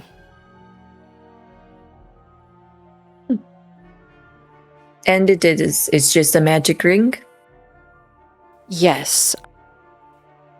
If we stay close enough to each other, I can give you benefits that will help you in battle. That can help you protect them better than I can. Oh, well, it's a lot less gaudy than the other rings I used to have. It was like a ring on every finger, and I don't think I had good taste. This is simple, minimal, I like it, and she'll take it. Do I do anything to activate it? Is there a word, or do I just put it on? You just put it on. Okay, well, you seem nice enough. I don't think you're tricking me, but if you are, you'll feel really bad about it because I feel like I'm very nice. And she'll put it on. She'll point to her index finger. I've got one too. Oh, that's nice. That's nice. I smell meat. Oh, breakfast is tied for my favorite meal of the day. And she'll get up and start getting ready, head to the kitchen. Ember will follow. Amelia greets you the same as Malin. She's like, "Good morning." Good morning. I smell something very good. Smells like it's fit for a queen. And she'll go look at what you've made and start picking little bits and pieces up. Do you like making breakfast? You didn't have to do this. I usually just eat some bread or lick some salt. I don't know. I help my siblings make breakfast for father every morning. Ah, that tracks. Everything you say about your father seems like You do a lot for him. I'm very helpful. Look at you. So helpful. I appreciate the breakfast. You are very helpful Thank you. and a joy. Thank you for cooking for us. Of course. But if you want to sleep in, that's also fine. It can't hurt. It's pretty healthy. I like getting up early.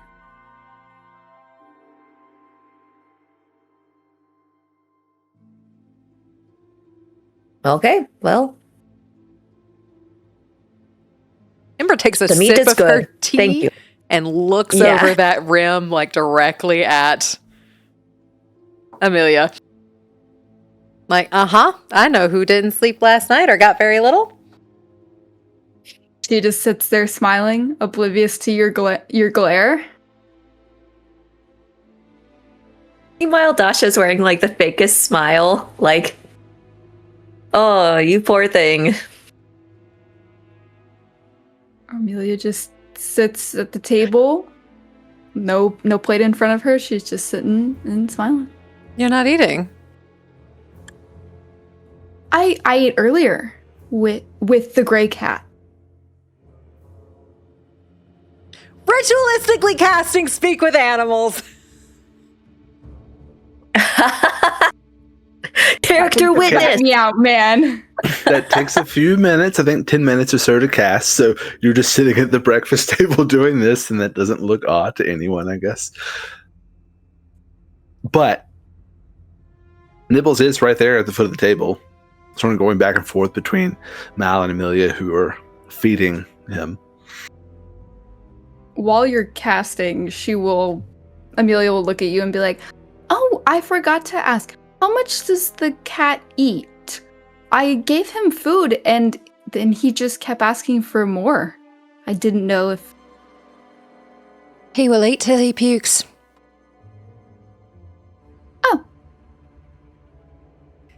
He needs to be put on a diet. Oh. Good to know. So he ate before this? Jeez, I thought he was starving. I saw him take that little piece of meat out of Malon's hand and I thought it was going to take a finger. I gave him 2 handfuls of food. Then he might be getting close to the puking stage. You fed him a lot too? Just looks down at the plate that's like almost empty. Possibly. Did you eat enough? Yeah, I did, and he just had a lot more. Do you need more?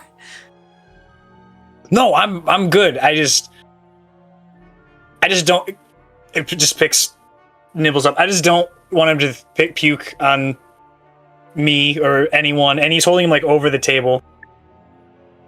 Ember will take him from over the table.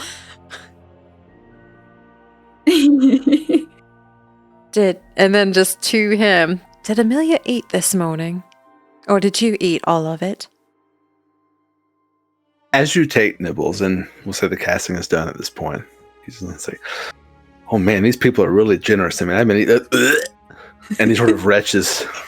Oh! I was saying, I've been eating a lot. They've been feeding me all morning. It's great. People.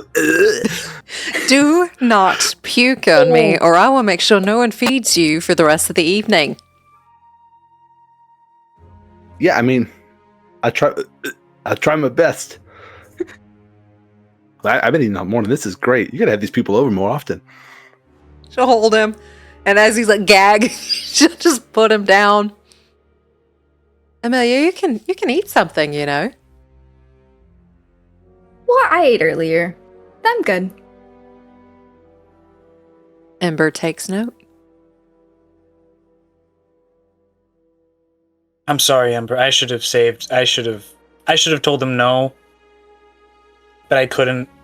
I wasn't strong enough. I mean, it's hard to tell this face, and she turns him around, and it's hard to tell this face no. As you turn him, you get one more. Okay, on And the you floor. see him lurch On the floor. just On the slightly. floor.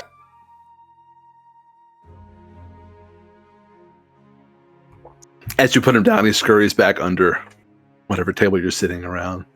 Sort of like that dog that consistently waits at your feet while you're eating. Or cat, in this case.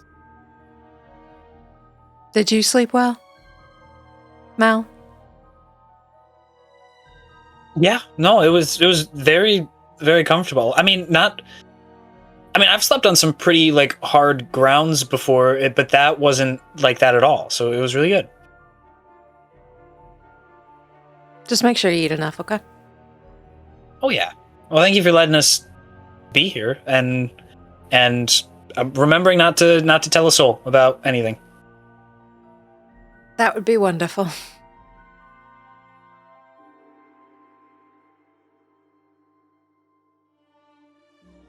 And as you're all eating, Merv will join as well. And say, man, bed and breakfast didn't cost a single piece of gold. This is nice. Appreciate what you did for us. But I guess we can be moving on whenever everyone's ready. I know I just got up last. I'm sort of a get up and get 'em when I get up. Yeah, I'm good to go.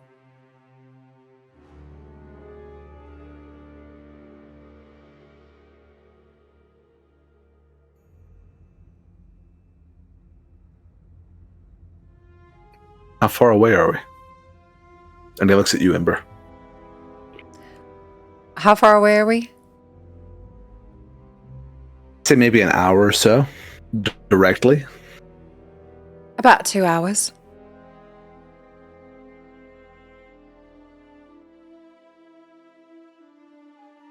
Okay, yeah. Walking?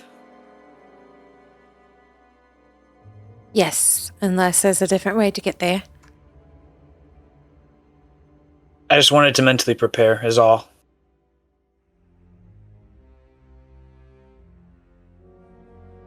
And Mal will get up and start packing whatever stuff he had, getting ready to go.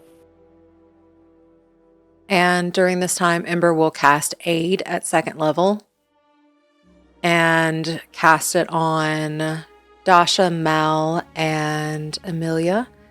You all get 5 hit points to your maximum for the next 8 hours, and it also gives you 5 extra HP.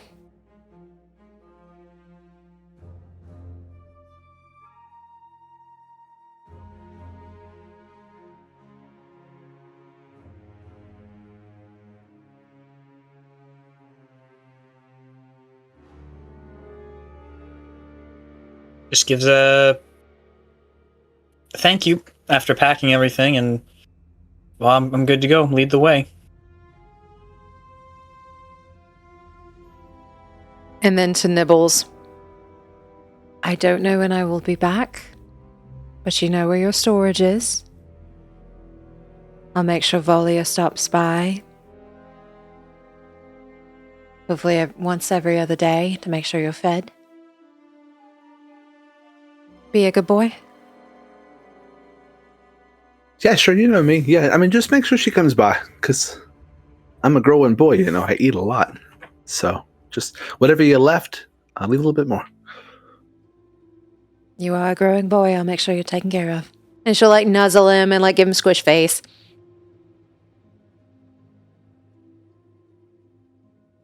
I mean, bring your friends more often. These people are great. I will try.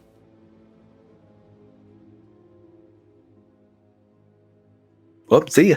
And he's going to run off back to where you left food for him that he's supposed to sort of parse out over the time you're gone and just start eating it.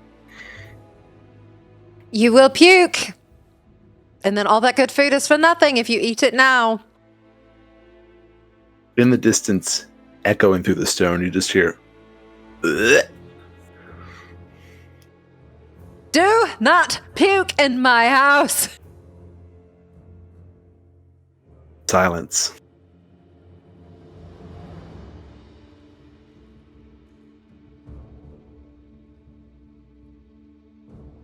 So, Ember, you know the way. Are you leading the way? Anything else we're going to do before we depart from the temple ruins here?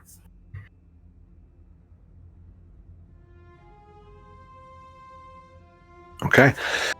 Ember, with you leading the way, you can choose what path you want to take, but let's do another group survival check if we would. And Ember, you can roll this at advantage as well, knowing the path. Natural 20. 6. 18. Oh, Natural 26, 18. It can't. It's impossible to be over 10. I got an 8. Hey, okay. I will say, with the 18, particularly the natural 20, the group check does succeed. Josh and Mal, slow start. You're not quite as used to the forest at this point, but you're able to keep up with Ember and with Amelia. And Merv as well, as sort of bringing up the rear. As you trek through this very thick, and you can see now better in the light of day, it's a very thick forest floor as well. A lot of these like shrubs and ferns with very large, thick leaves. There's not really a clear path.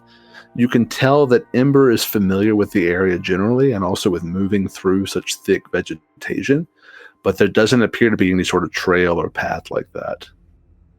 And you get the sense that Retras is not on any road or highway.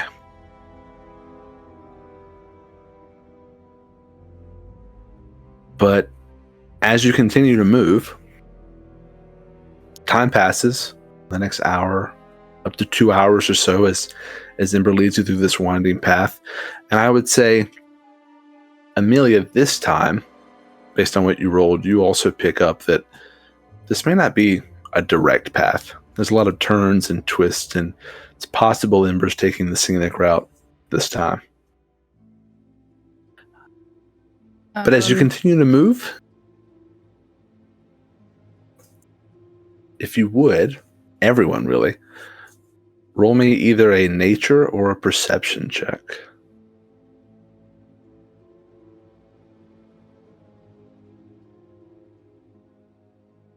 $27.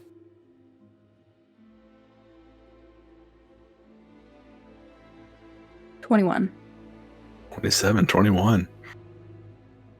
You said nature or what? Nature or perception, your choice. I got 10 this time. Hey, double digits. There we go. 11. 11. I'd set a DC of 10 for this, so you all succeed.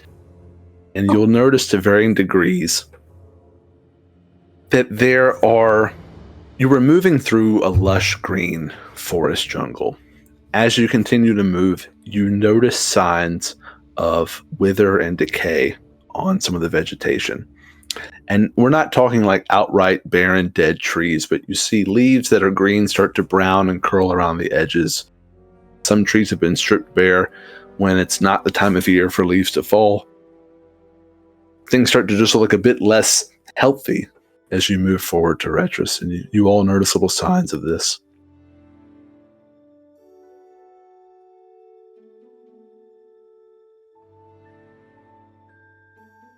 And as you continue to walk, you eventually come upon a handful of wooden thatch-roofed huts.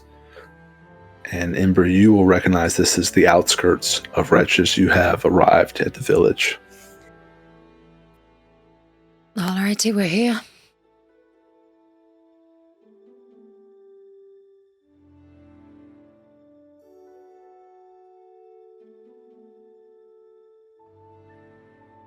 It It was could look so better. Oh, go ahead. I was gonna say the same thing, just not in the same way. Oh, how are you going to say it? Was it nicer? Well, things were nicer further away, and now they're just not. Yeah, I don't know if it was as nice. I thought away. it was nicer. It was. I don't know. Yeah, I don't know exactly what's happening here, but I think they may be linked.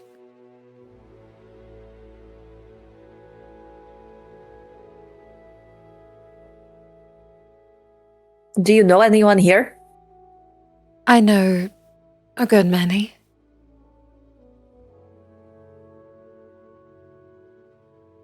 And then she starts kind of listing some people she knows. She starts with Valia.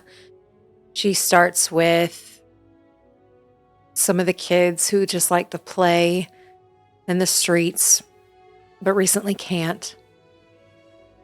Some of the elderly who like to just... There's one lady who likes to give you cookies every once in a while, and she hasn't been able to do that in a while. Just kind of goes into a description of that.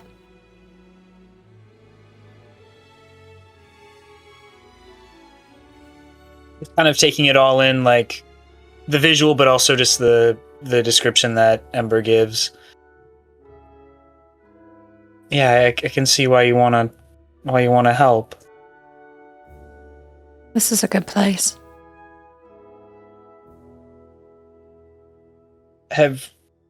What have you been able to do in the past? I mean, I know you said this, the sad rock you think can help, but like what have you done in the past before the sad rock? Before the sad rock, this is a newer development. And I've been, what's the best way to put it? A healer for this village for a while. And nothing I do, none of my normal methods have helped. Oh, I'm sorry. So I'm hoping this will fix it.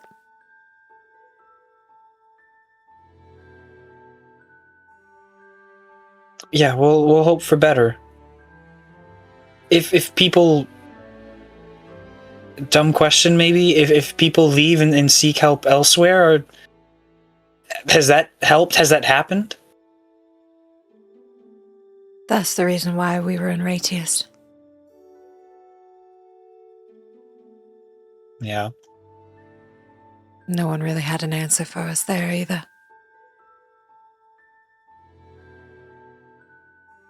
And he's just nods his head and back to kind of just taking it in, just with a really just concerned look on his face with the state of, well, everything here.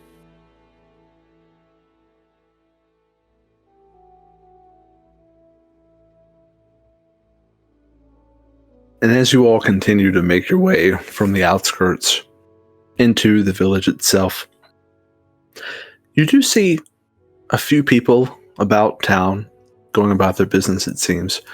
Ember, you in particular will notice that it's never a particularly busy village. There's not a huge population, but there do seem to be fewer people out, especially for this time of day. Some of the people that you had named off, some of the children, the sweet old lady that makes cookies, you don't see them around. You actually don't see or hear children playing at all, which you would normally expect at this time of day. But you do see some people going about their business. You do see there's interspersings of small gardens and fields where you see people tending to crops there as well. And as you make your way to the center of town, you also see a very large stone well in the very center of what is like a town square type of area. Again, this is not a big village. These aren't even paved or stone roads. This is just dirt roads, but a large well. Ember, you know this supplies the town's water. And there are people drawing from it. And as you walk in, you do happen upon Valia, who is in the town square at the well. And as soon as she sees you, as quickly as a woman of her age can, she hurries up to you and says, "Oh, Ember, think Drasana, you're okay." And she goes and touches your face, kind of holds your cheeks. Hopefully you were able to get out of Retras unscathed, given what happened at the tavern. Are you all okay? We're okay. We do have the thing that we were talking about. I have some questions for you later, but We're okay for now. And she just kind of like leans into that like little face squish. Oh, goodness, good. The thing, oh, that stone that little creature was talking about. Vrax. Yes. And I don't know how to use it, but we've brought it.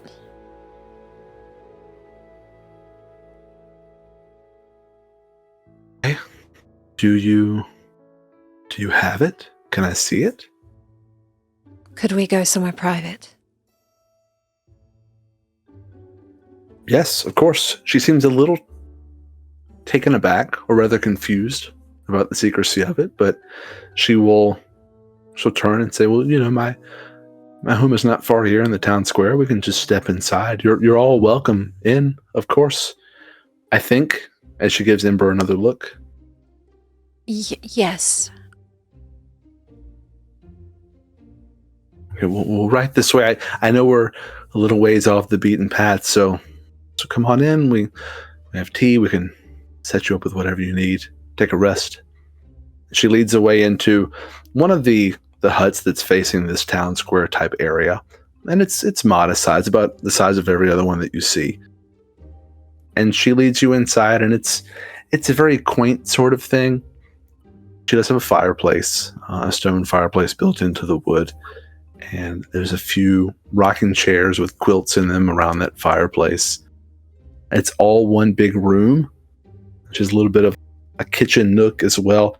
A very cozy grandma type of house that you may happen upon. And she's very welcoming. She walks in, holds the door open, allows you all to come inside. Everyone, this is Valia.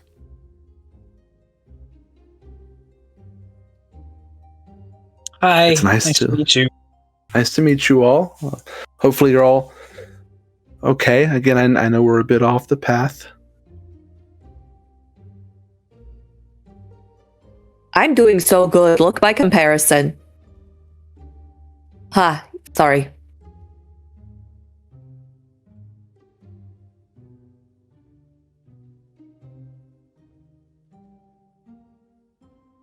Okay, well then, have a seat. Make yourself comfortable. Ember, is this private enough for you? Is everything okay?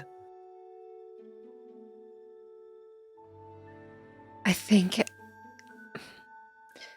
the reason for the secrecy is I think someone is looking for this tier that we have found. And they kill indiscriminately, and the less that it is known that is here, I think it's best.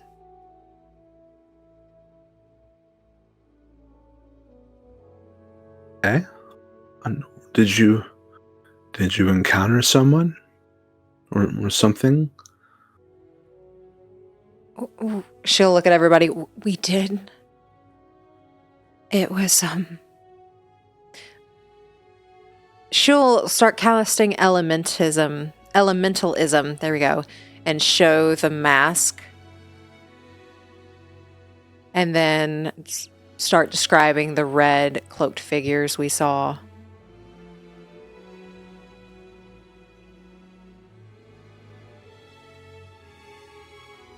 She will take it in for a moment.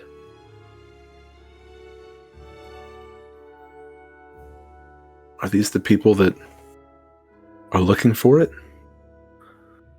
It seems so.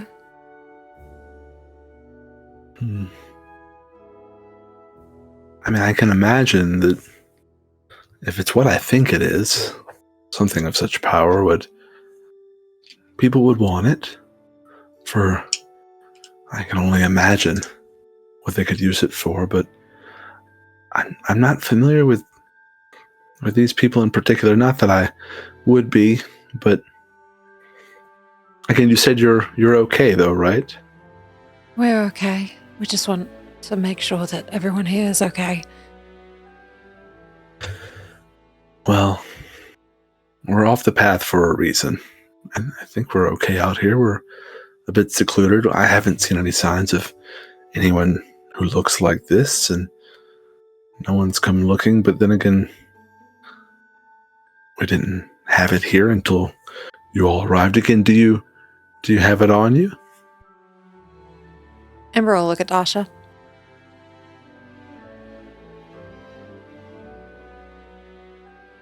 Oh, we do have it on us, and I think you should know if I show it to you and you want to touch it, it has side effects. It's a sad rock.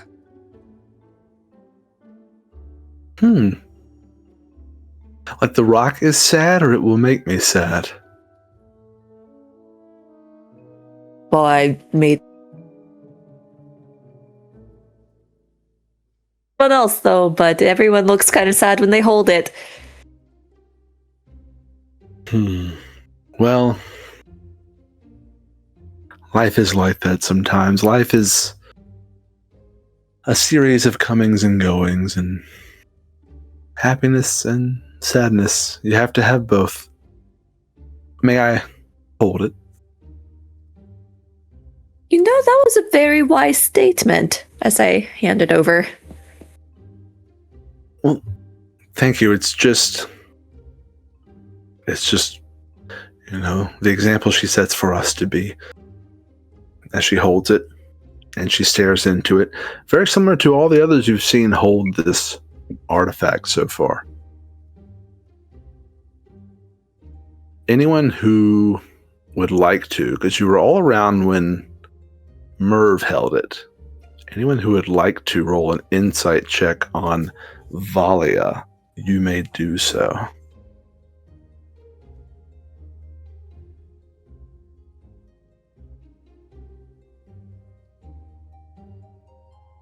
$11. 7. 7. I did it. I got a 21.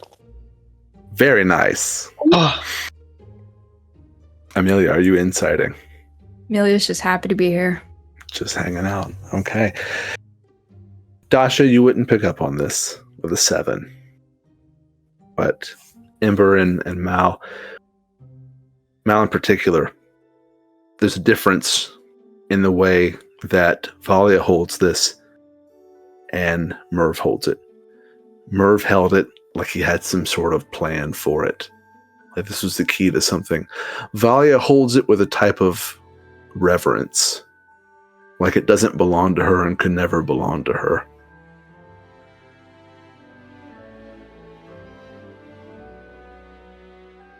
And she'll hand it back to you, Dasha. Say, Ember, you may know this. I don't know how familiar you are with Tristana. Her name does not, unfortunately, hold the same reverence it once did, though it really should. For her gift is in all of us. She is our goddess of life, and this does appear to be one of her tears.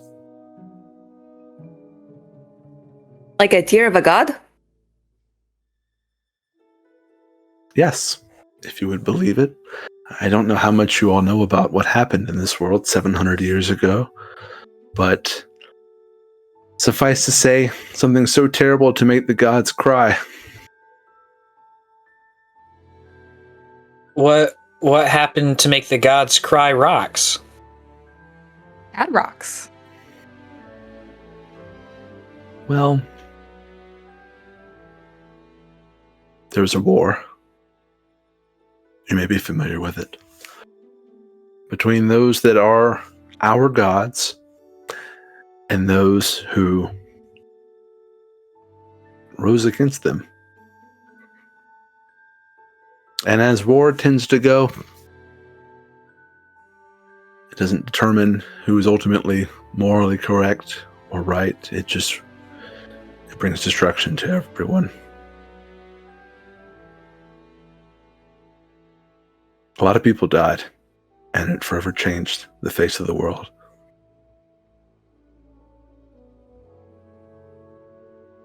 And I know it's been a long time, and I know I may sound like some crazy old woman rambling on about history, but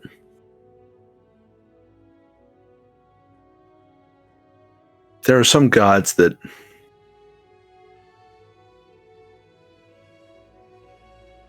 really wanted this world to thrive. And they still do, if we just listen to them. Not everyone wanted war.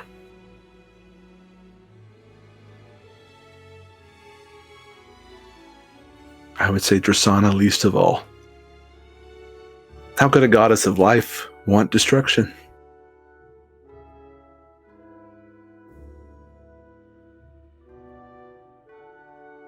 But enough of my ramblings. I suspect this is an artifact with strong ties to her. And because of that, and my faith in her, I think it may help us.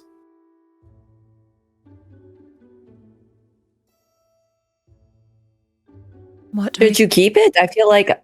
Oh, go ahead. I keep talking over everyone because sometimes it's like the words are out of my mouth before my brain starts working. So please go ahead. It's fine. How do we go about it? Well, that's what we haven't been able to figure out yet, though I have theories. So, the tears of the goddess of life, I would think, would be able to cure an ailment such as the one we've seen. It's just a matter of finding the source and finding how to apply the tear. Dasha, you were going to say something? Oh, it feels so important. So I was going to see if one of you two had more ties to the cause, wanted to hold on to it for this mission. I don't really know how to use it. I just know I give it to someone, makes it sad, I get it back, so take it back out of my pocket. Can hold on to it for now if it makes it easier to figure out how to use it for the seams sickness.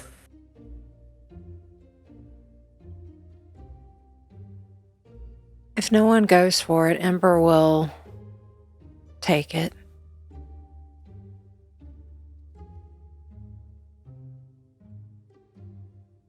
So Ember takes it. And I think she'll pull off her holy symbol, place it on the tier, because her holy symbol is to Drasana.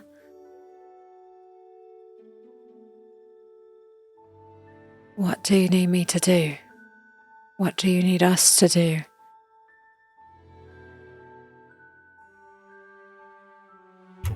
Okay, I like this. If you would, please roll me a religion check. That is a 6 on the die plus 12 for an 18. Okay. You feel as you do this, as you put this emblem on this artifact and reach out and try to speak directly with the god you believe it's attached to. You don't receive a verbal response. You just feel a slight warmth emanating from the stone itself. But you don't receive a response like you may have been hoping for. And I'll say, above table, the DC was very high for that. I think she'll hold it for a second. And there's like a look of disappointment on her face. As again, she didn't get an answer. And she'll hold it towards Valia. Maybe your faith's stronger than mine. You would have me try? You're connected to Drasana too? Did Ember say what she said out loud, the question? I think, yes. Yes, she would have. Okay. You see Drasana take it. Not Drasana, Valia take it. And she does something very similar. She also wears a very similar holy symbol. She does remove it, just place it on the artifact. She sort of bows her head in reverence, closes her eyes. And after a moment of silence, she lifts her head and says, I don't know. I just feel warmth. It's concerning. Sometimes I feel the gods speak directly. Sometimes they don't. I feel a bit of a silence from her lately. It's hard not to with the condition that our village is in.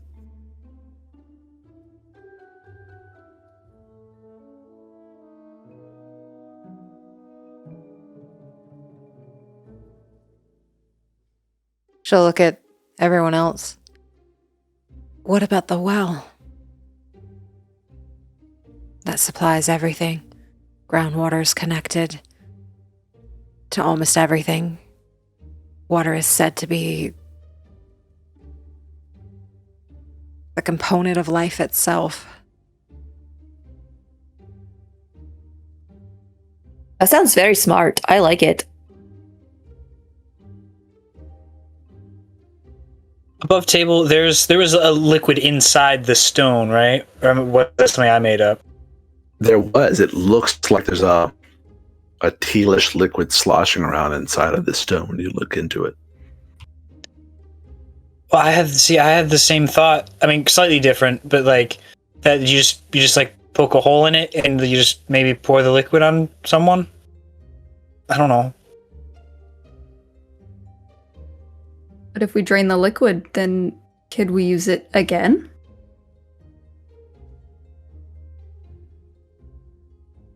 I'm unfamiliar with sad rocks.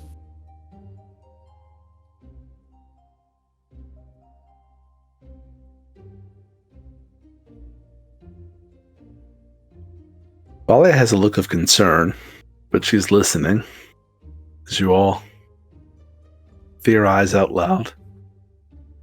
Why the concern? Well, look at it. And when she says that, you again notice it's like this perfect droplet gemstone type of thing. It doesn't look like a natural stone. It looks very much like a perfectly teardrop shaped gemstone. I wouldn't want to deface it or anything. Do you think putting it in contact with it is enough?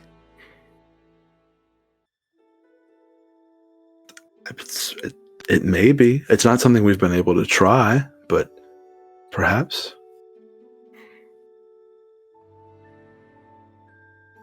I don't want to deface it either, but like you said, there's something inside of it that might have a healing property if it can be in contact with someone, but I don't know how to do that either. That was just my random shot in the dark. I don't know either. We could try putting a spell inside of it. I've seen people do it with rings. I've seen people do it with like bombs, I guess. But you know, like you write a symbol on something, you leave it somewhere, and later it's like, boo. So maybe it could like amplify something.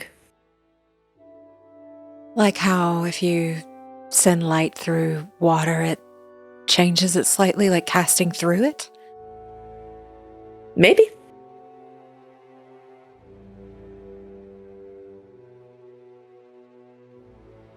I have some magic, but I will admit it's not a very big repertoire that I know how to do, but I do have something where I can like end the way someone feels. One time I ate a bad flower and I cast it on myself and it helped my tongue swell back down. Unswell, is that the word? But yeah. It like has restorative properties. That's what I'm trying to say.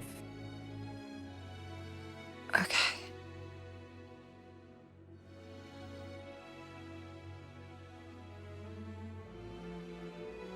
Valia, where's Kyrell? Where's the boy? And she's just talking about a little kid that's in the city. He's not doing well. There's one building we've sort of turned into a makeshift triage hospital of sorts. He's in there. They're trying to tend to him, and there's not much we know to reverse anything. It's just keeping people comfortable at this point. Do you want to go try your idea?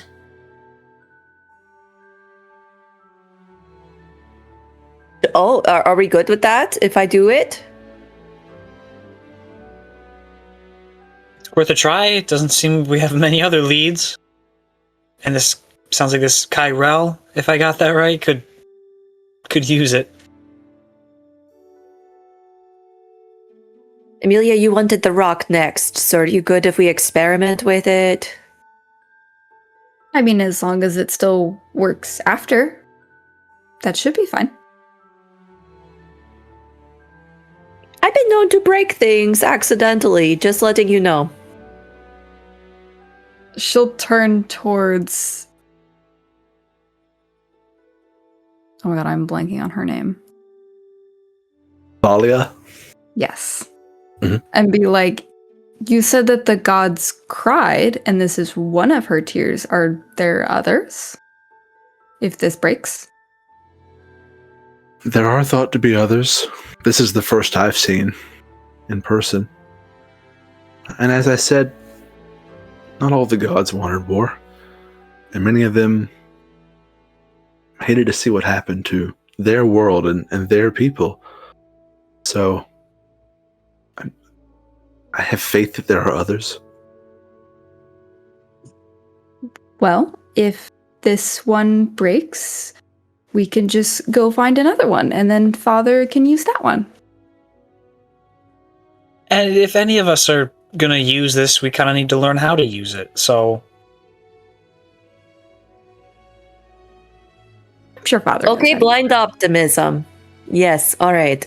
Yes, I'm sure your father does. All right. Where is Kyrell?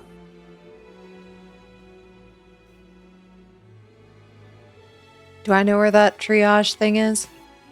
She can lead you there, certainly. I would say you probably know because it's been set up for a couple weeks now. But she's happy to lead you all. And it's just right across the way. It's a little bit removed from the town square. But she does, if you follow, she will lead you all back to this other similar type of small hut, a little bit larger than Valia's home. And as you approach, she'll turn to you and say, it's difficult to see what's happening to these people, and know that we're trying to help them. At this point, we're providing comfort. We also don't yet know how it's spreading, so just be careful. And she'll open the door for you all. And you mentioned Volley is old, right? Valia is older. Why don't you stay out here and we'll go inside? Just in case. Yes, I think that's a good idea. And Ember, with you picking that up, if you would actually like to roll a perception check as you move to go inside. And I would say everyone can if they want to, but Ember, you can do it at advantage.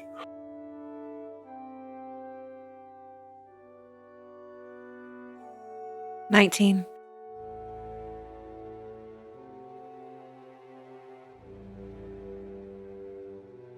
$11.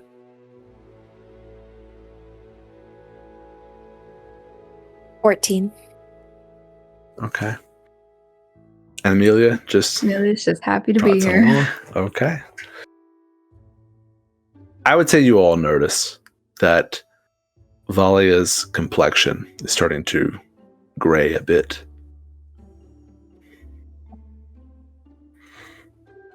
Losing the color. She holds the door open for you all.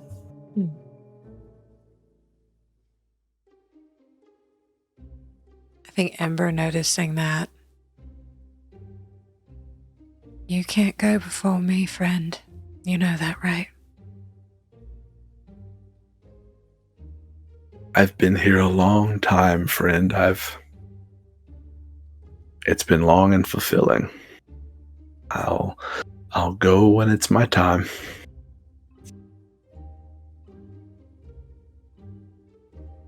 Well, that will not be anytime soon.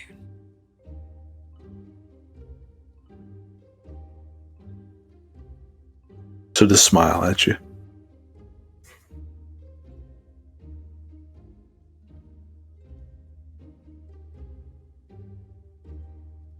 I think Ember will go in and try to find Kyrell.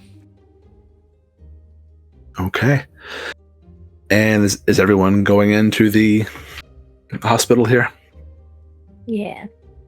Okay. Giving a thank you to Valia, if I said that right, Mhm. I think. You did? Yeah.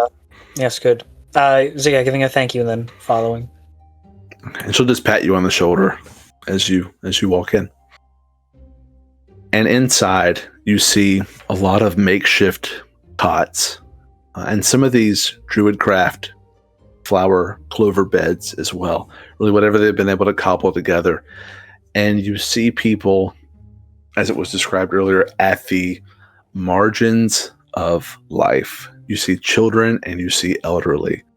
But you also see a few people who are maybe just a bit more vulnerable. In particular, you do see one elven woman who appears to be with child, who's also in there as well, and her complexion is graying.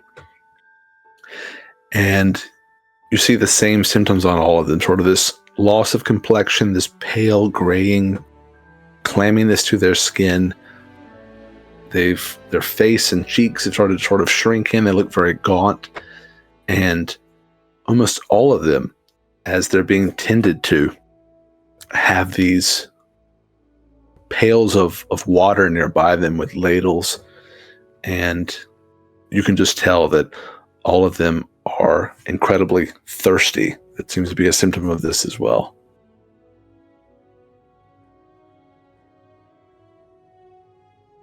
And as you walk in, Ember, you do see Kyrell in a very similar state on one of these makeshift beds, currently drinking out of this ladle. I think without hesitation, she's making her way to that bed, and this is a kid that she's connected to, like, all the kids, but this is a kid that just, there's always that one kid that has like a special connection. And I think this kid reminds her of her son, and he takes interest in like druid craft and nature, and he just seems like he always wants to, eager to learn, eager to experience that kind of lifestyle. And I think she makes her way to him first. And he's a bit slow to respond, but as he sees you walk up, he puts the ladle down. He looks a bit happier, but it's difficult to tell through the symptoms of what he's experiencing. And he says, "Oh, Ember, what are you doing here?" Hey, bud. And she like casts like druidcraft to make this like little flower that kind of like poofs. Are you feeling okay? They got me in here because I'm not feeling so great lately. Yeah, I'm feeling okay. I'm here to see you. I actually brought some friends with me to, come see you and see how everything's okay and everything's gonna be okay. And Yeah, I mean, They don't let me out of here. I don't get to go play or anything. It's been a while, but some of the other kids that used to play with, they're still in here. 2 of them. But I don't know, I'm thinking I'm going to feel better any day now. Oh yeah, Take another bud. big sip of this water. You're gonna feel better any day now. Yeah. So, is there anything I can do for you? I mean, you want some water? Oh no, sweetie, that's all yours. And he continues to sip on it as he sits there. I think Ember's looking at Dasha at this point. Should I do it? Should I try it?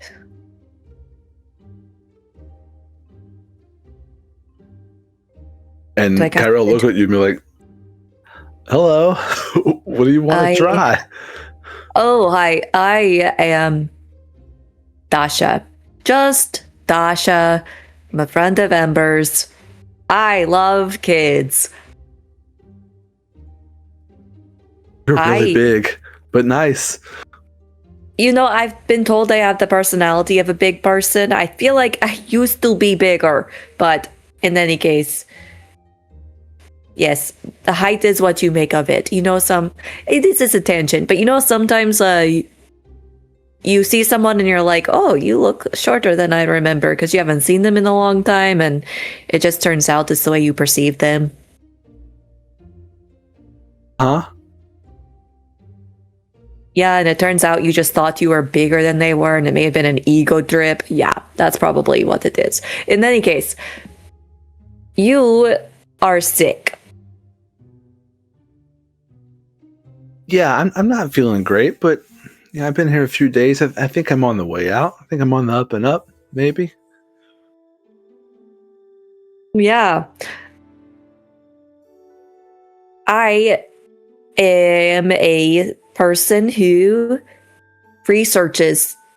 I research and I just like to study sick people.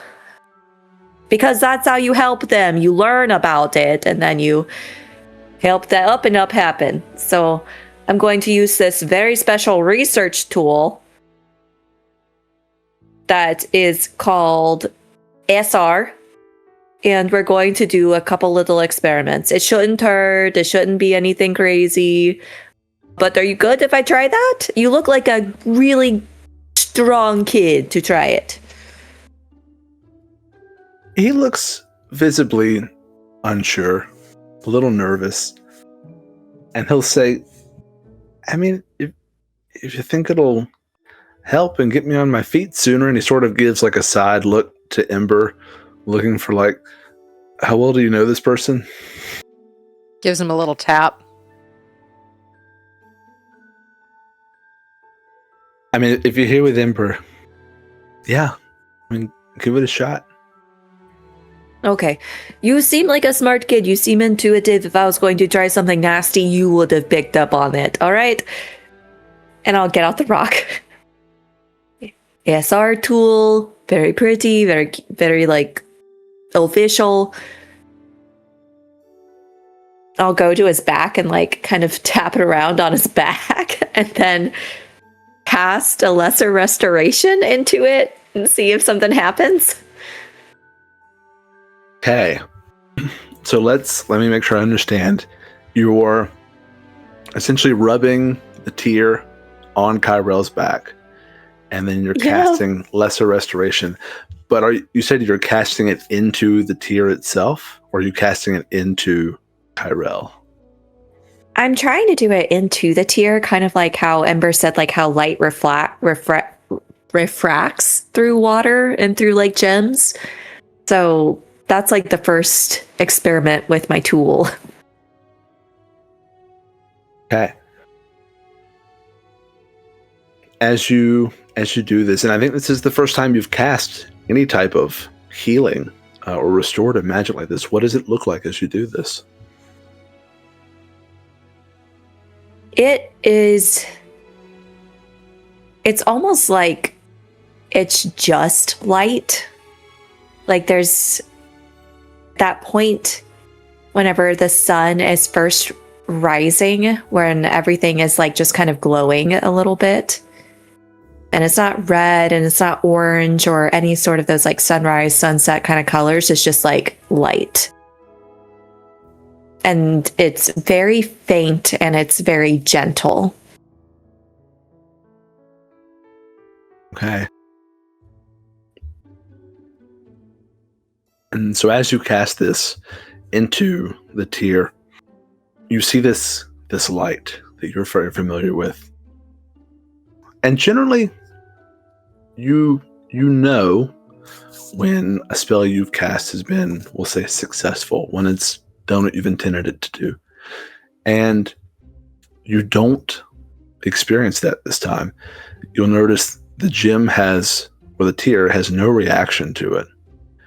And Kyrell doesn't appear to be affected at all. And I'll kind of look over her shoulder and say, I saw a lot of light back there, but I still feel the same. What am I supposed to feel like? This is all really good information for research and more research. I don't know what you are exactly supposed to feel, but if you feel the same, that's still really good knowledge. As long as I'm helping, I guess. Yeah, I still feel kind of weak and I'm really thirsty. Dasha, may I see it? Yes, here's the official SR tool, and I'll pass it over to you. The SR tool, alrighty. We're going to try something else. Ember's going to take a ladle of water and dip like the pointed part of the tier in it. And the water, does that do anything?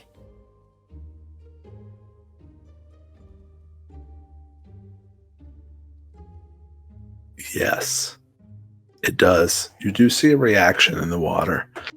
But I would have you, I'm going to ask actually for a couple of rolls here. If you would first roll me a perception check.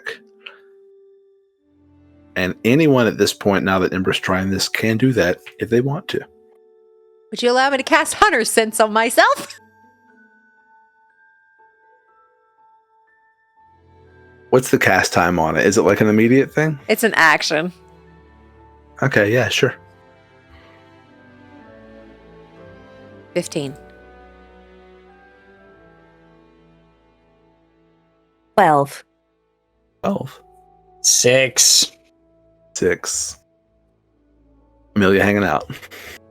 Amelia will just like sit on his bed looking a little bit more somber than normal and like take his hand and be like, just in case you need it. And her hand grasp his. As you take his hand, it is very cold. Same. But he doesn't necessarily feel that because he's already cold himself. The others of you, who rolled the single digit again? Yeah, I'm sorry, Mal, you didn't pick up on this, but you'll notice, even in the somewhat dim light of the hospital here, the water's it's not crystal clear. Something's off about it. And as you put the tip of this tear into that, it seems to sort of purify it a bit. It becomes a sort of crystal Caribbean blue type of water, just briefly as it makes contact. And then Dasha and Ember, since you picked up on the water, if you would roll Arcana checks for me.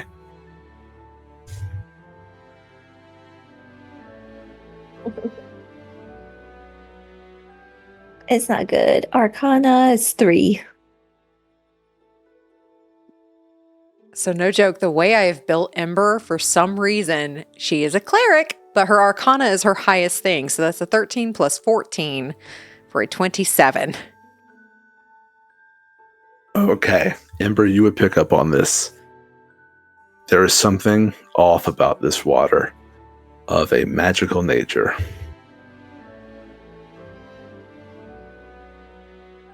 And just under her breath, to where I think everybody and Kyrell can hear it. The water's not right. Something's wrong with the water.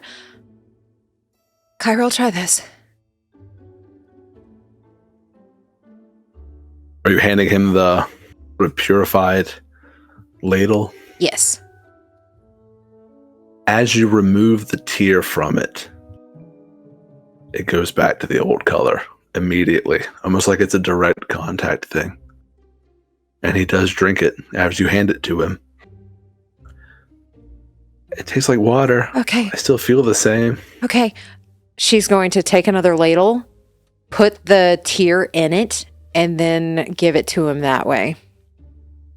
With the tear still in it. Okay, and he's sort of like, it's a little bit of a crowded, I know, weird it's thing awkward. to drink out of this. So he's like awkwardly trying to sip from it, but he trusts you. So he tries this. And he does drink from it. And he says, after a moment, he sort of swallows and I guess that felt a little different. I don't really know. And you notice there's no change in his appearance or anything.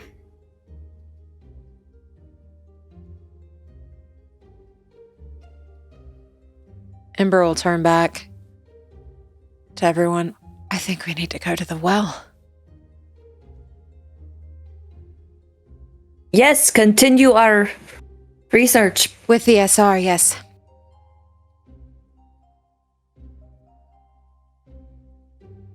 I'm happy to have contributed to your research. I don't really know what that means, but if it gets me out of here quicker, then yeah. Amelia will Did like well? pat his hand and be like, "You did most excellent." Oh, thanks. I tried really hard. I feel like I was pretty brave. And he sort of sits up a little bit straighter, but you can tell he can't really hold it that well.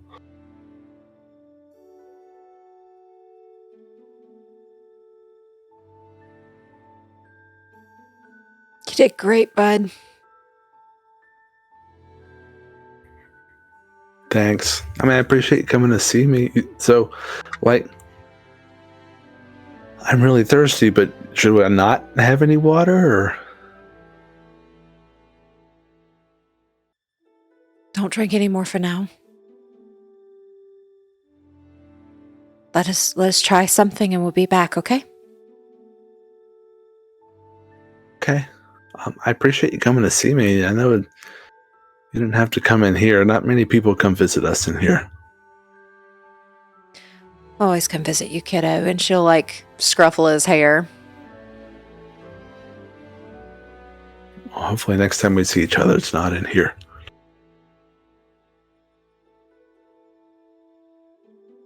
Let's make a promise it won't be in here. Sure, yeah, I promise. And he'll spit in his hand and hold it out. She'll do the same. That's how the other kids do it. I want to be like them. You're doing so good. Did it feel good? That kind of deal? It's kind of slimy, but yeah. I guess, I don't know. I'll get used to it maybe. But it makes it more of a promise. Makes it more of a promise.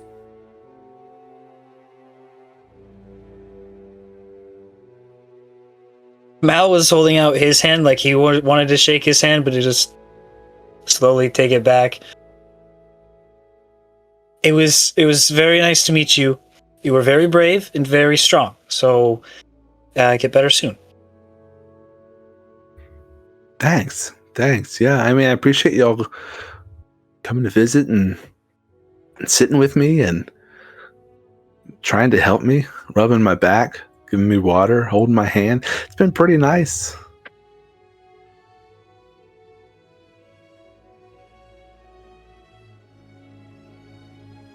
You know, it might make it double special if you want to do one of those handshakes too. Anybody else want Okay. to make a promise? I got a little bit left. Yeah, sure. That's fine. And he'll go to spit on his hand again, but you notice this time a bit tougher for him. He's dehydrated. But he tries and hold his hand out weakly to you. And Mallow will look at Ember and then back at Kyrell and then do the same, spit in his hand and reach out and shake his. Okay, double promise. I don't even know your name, but now we got to see each other out of here. I'm Mal. Yes. Out of here is the goal. Cool. I'm Kyrell, but I like to go by Kai. I think it sounds cooler. It hasn't caught on yet, but it's what I tell everybody. It'll start with us. We'll call you Kai, and then everyone will pick up after that. Cool. Does Mal feel that he is really cold? You would feel it as well, and Ember, you would also feel when whoever touched. I would say, Dasha, you didn't make direct contact with him, so you wouldn't have felt it, but Mal and Ember, you would have felt he is very cold to the touch. And Amelia as well, you would also have felt that. I think he won't say anything about it, but he'll feel that and then reach in, take out a candle that he has in his inventory. He just has it for some reason. And he's going to hold it in front of him. He's going to look really focused, and he's going to attempt the little fire thing that Ember was trying to show him. One more time. Guidance! Okay, you are guided. Let's do an Arcana check, if you would, please. Please. It's better. 18. Okay. With a flame source already provided here, or the candle's not lit, right? Are you trying to light the candle? Yeah, trying to light the candle. Okay.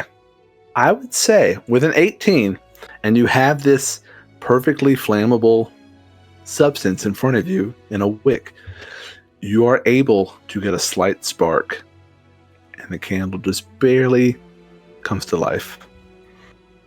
Just eyes go wide. Oh! Here.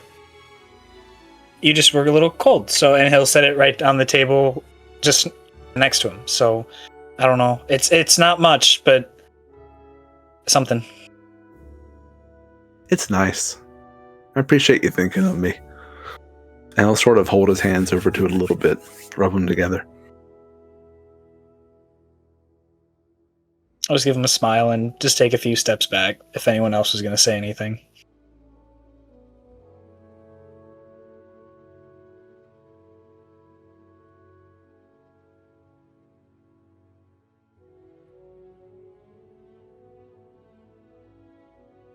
And he'll go to lay back down and just sort of turn towards the candle, and you can tell his eyes are sort of looking at the water bucket, but he's really trying to do what you asked. I think Ember, noticing that this kid really wants something to drink, is dehydrated, is like making a beeline for that well. Okay, and everyone following out of the hospital here. Okay. As you do, you exit out, back into the outside world, and Valia waited there on the outside for you. And she just says this, what did you learn? I mean, I'm sure you saw what we've all seen, but did you learn anything about their condition?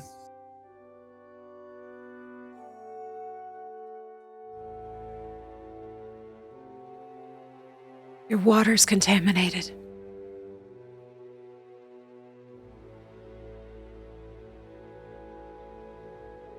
I had suspected as much, but I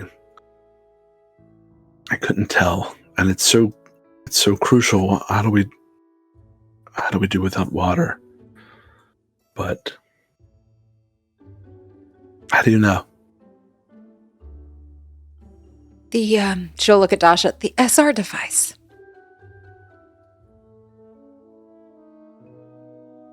Yeah, the sad rock.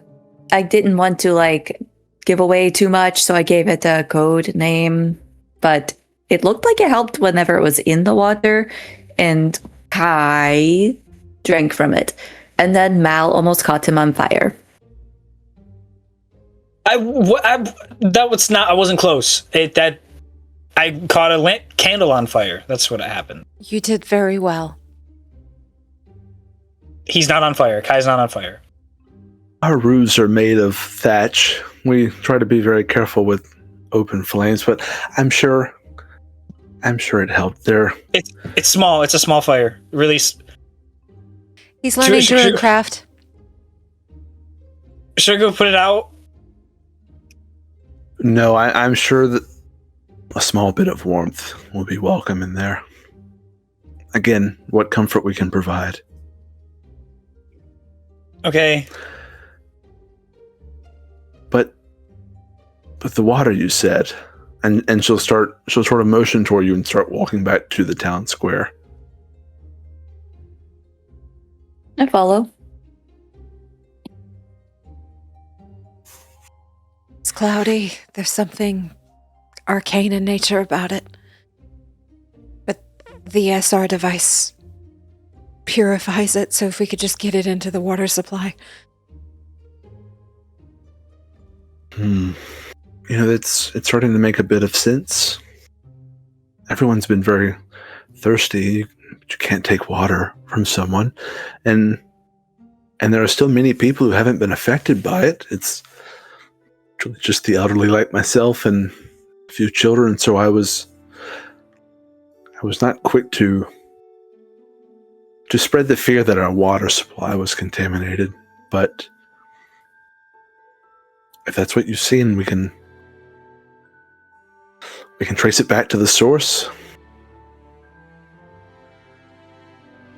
It's not our well, it's upriver a bit.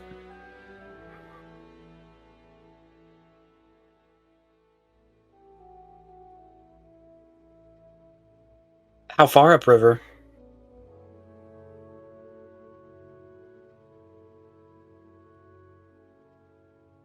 I'm kicking myself a bit. Just recently it started to affect our crops as well, and I should have put two and two together. But I can tell you what I know about our well, the river that feeds it, and perhaps you could find the source of it. If Tristana's tear does what you saw it do, then that may be our only chance.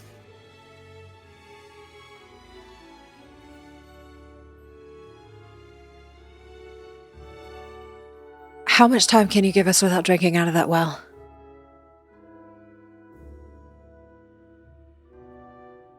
Well, I can cover it and tell people that we're investigating an issue. The river itself feeds the irrigation to our fields as well, so it's not just the well itself, but I can do at least that. How much water do you need to give us a day? Excluding the crops, how much do you need for them and for you? We've admittedly drawn a lot already. I'm sure you saw all the water we have in the hospital over there. Where are your barrels? And you'll actually see around the well are some barrels right there that they sort of communally fill up to make it easier to fetch. Can I dump it?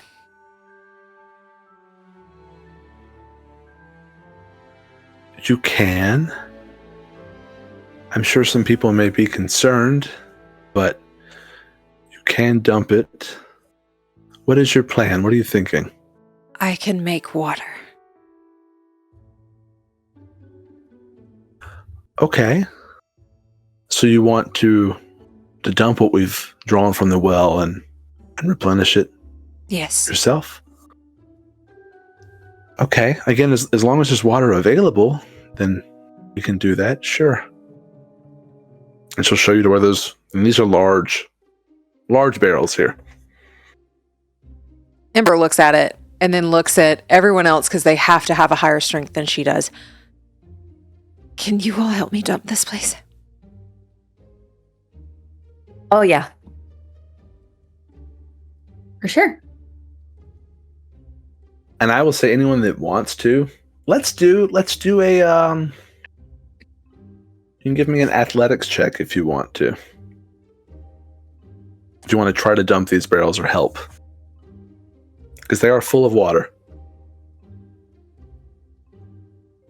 13.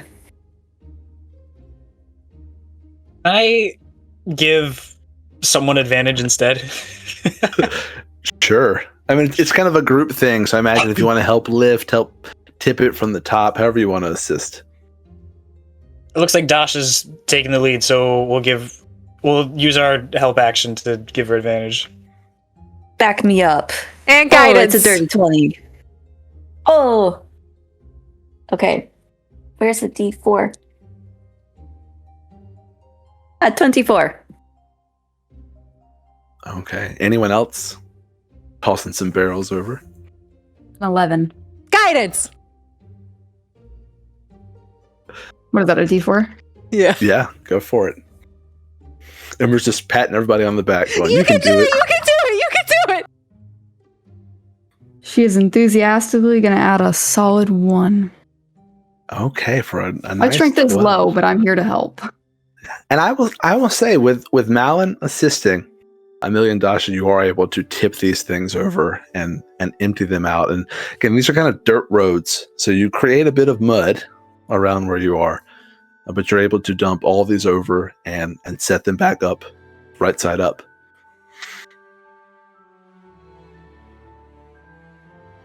How many spell slots will it take?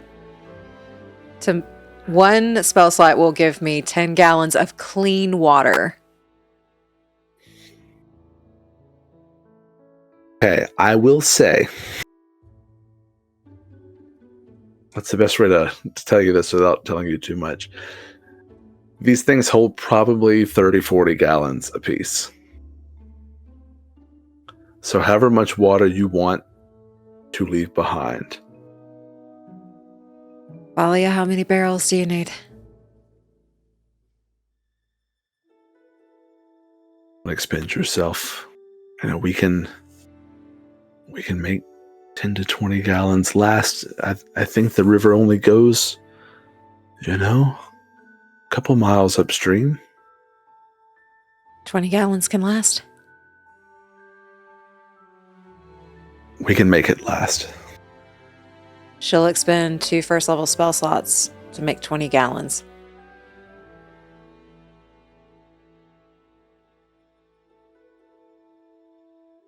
And Valia will give you a bit of a soft hug and say, "I really appreciate what you're trying to do for us. I will try to keep everything in order here. If you'll be okay. I don't know what else I can provide you all with, but I can at least point you in the direction. I mean, it's just the source of the river." And she'll hug back too. I think everybody in the hospital needs a refill from this instead of the pail that they have. Okay. Yeah, of course we'll prioritize the patients first.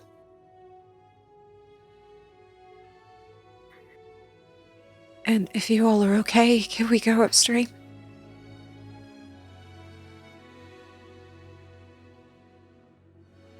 Let's do it. Right. Ready to go whenever.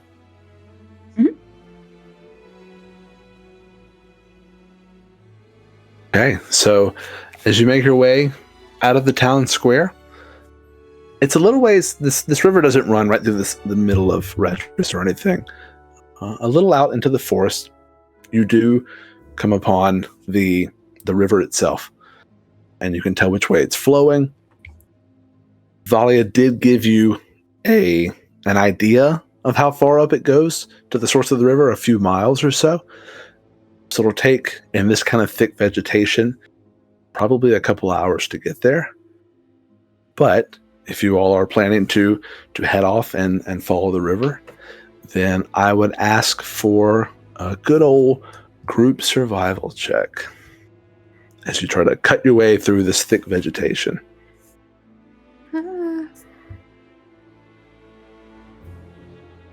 10. 10. 8. 8. Is that a 1, Ember? For a total of? 10. Okay. What? Even rolling a 1, you got higher than me. I got a 9. What the hell is that? It's rough out there. So, you set off into this thick, forested jungle vegetation. And as you're walking through again, there's no path out here. There's no road. You have the river. Ember, you're about to say something. That was a nature check, not a survival check. Survival check. 8. No, sorry, 9. I got a 9 with a natural 1. Sorry. Okay, so you tied, I think, is what it was? Yeah. Okay. So this group of survivalists sets out into this thicket, and all you have as your path is the river itself. You are able to slowly kind of cut your way through and start to make your way upriver. Again, with that survival check, unfortunately, very slowly. As you're stepping along, though, Ember, you in particular, sort of sledging through, and I'll say because you rolled a natural 1, sledging through this thick vegetation, lifting left foot, lifting right foot, sort of slogging it in front of you. You step down with your left, and you go to lift your right, and you find you can't move it.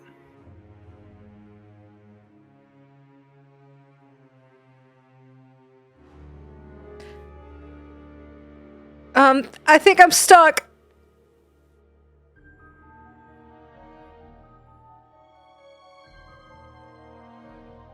Do you look down at it? Do you call out? What do you do? She says, I think I'm stuck, and then would look down at it.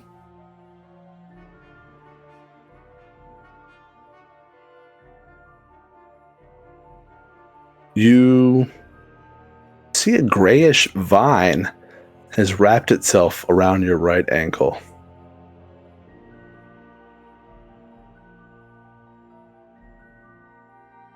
Like the grayish complexion of the people in town gray? Somewhat similar, yeah, now that you look at it. Now I'll hold out a hand to try and help pull. I think she goes very still. And she slowly reaches to grab your hand. It looks, and just whispering, it looks very similar to what's in town. Then you want to get out of it, right? But what if I make him mad? It's a vine. Okay, but it's a vine that is wrapped around my leg, and this isn't natural. Vines wrap around a lot of things. They wrap around trees. That's how they grow. Yes, but not this quickly. And I think she is slowly getting louder. Did I walk over and remove the vine? Amelia's just gonna reach out and pull it off her?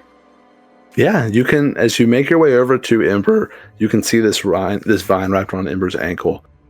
But as you lean down to try to untangle it, it suddenly pulls. And Ember, you fall prone and you start to be dragged across the forest floor here. And the rest of you see, starting to rise around you, are these humanoid vine-like creatures that appear to be made of these mass tangles of vine. And they are this sickly pale gray. Not natural, not natural, not natural. And she's just getting yanked that way.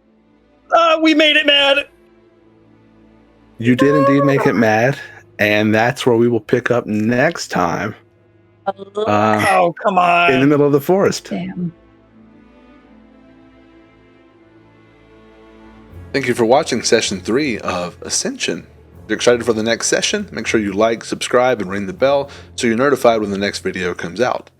Also check out our players' social media accounts. They're linked in the description below. Until next time.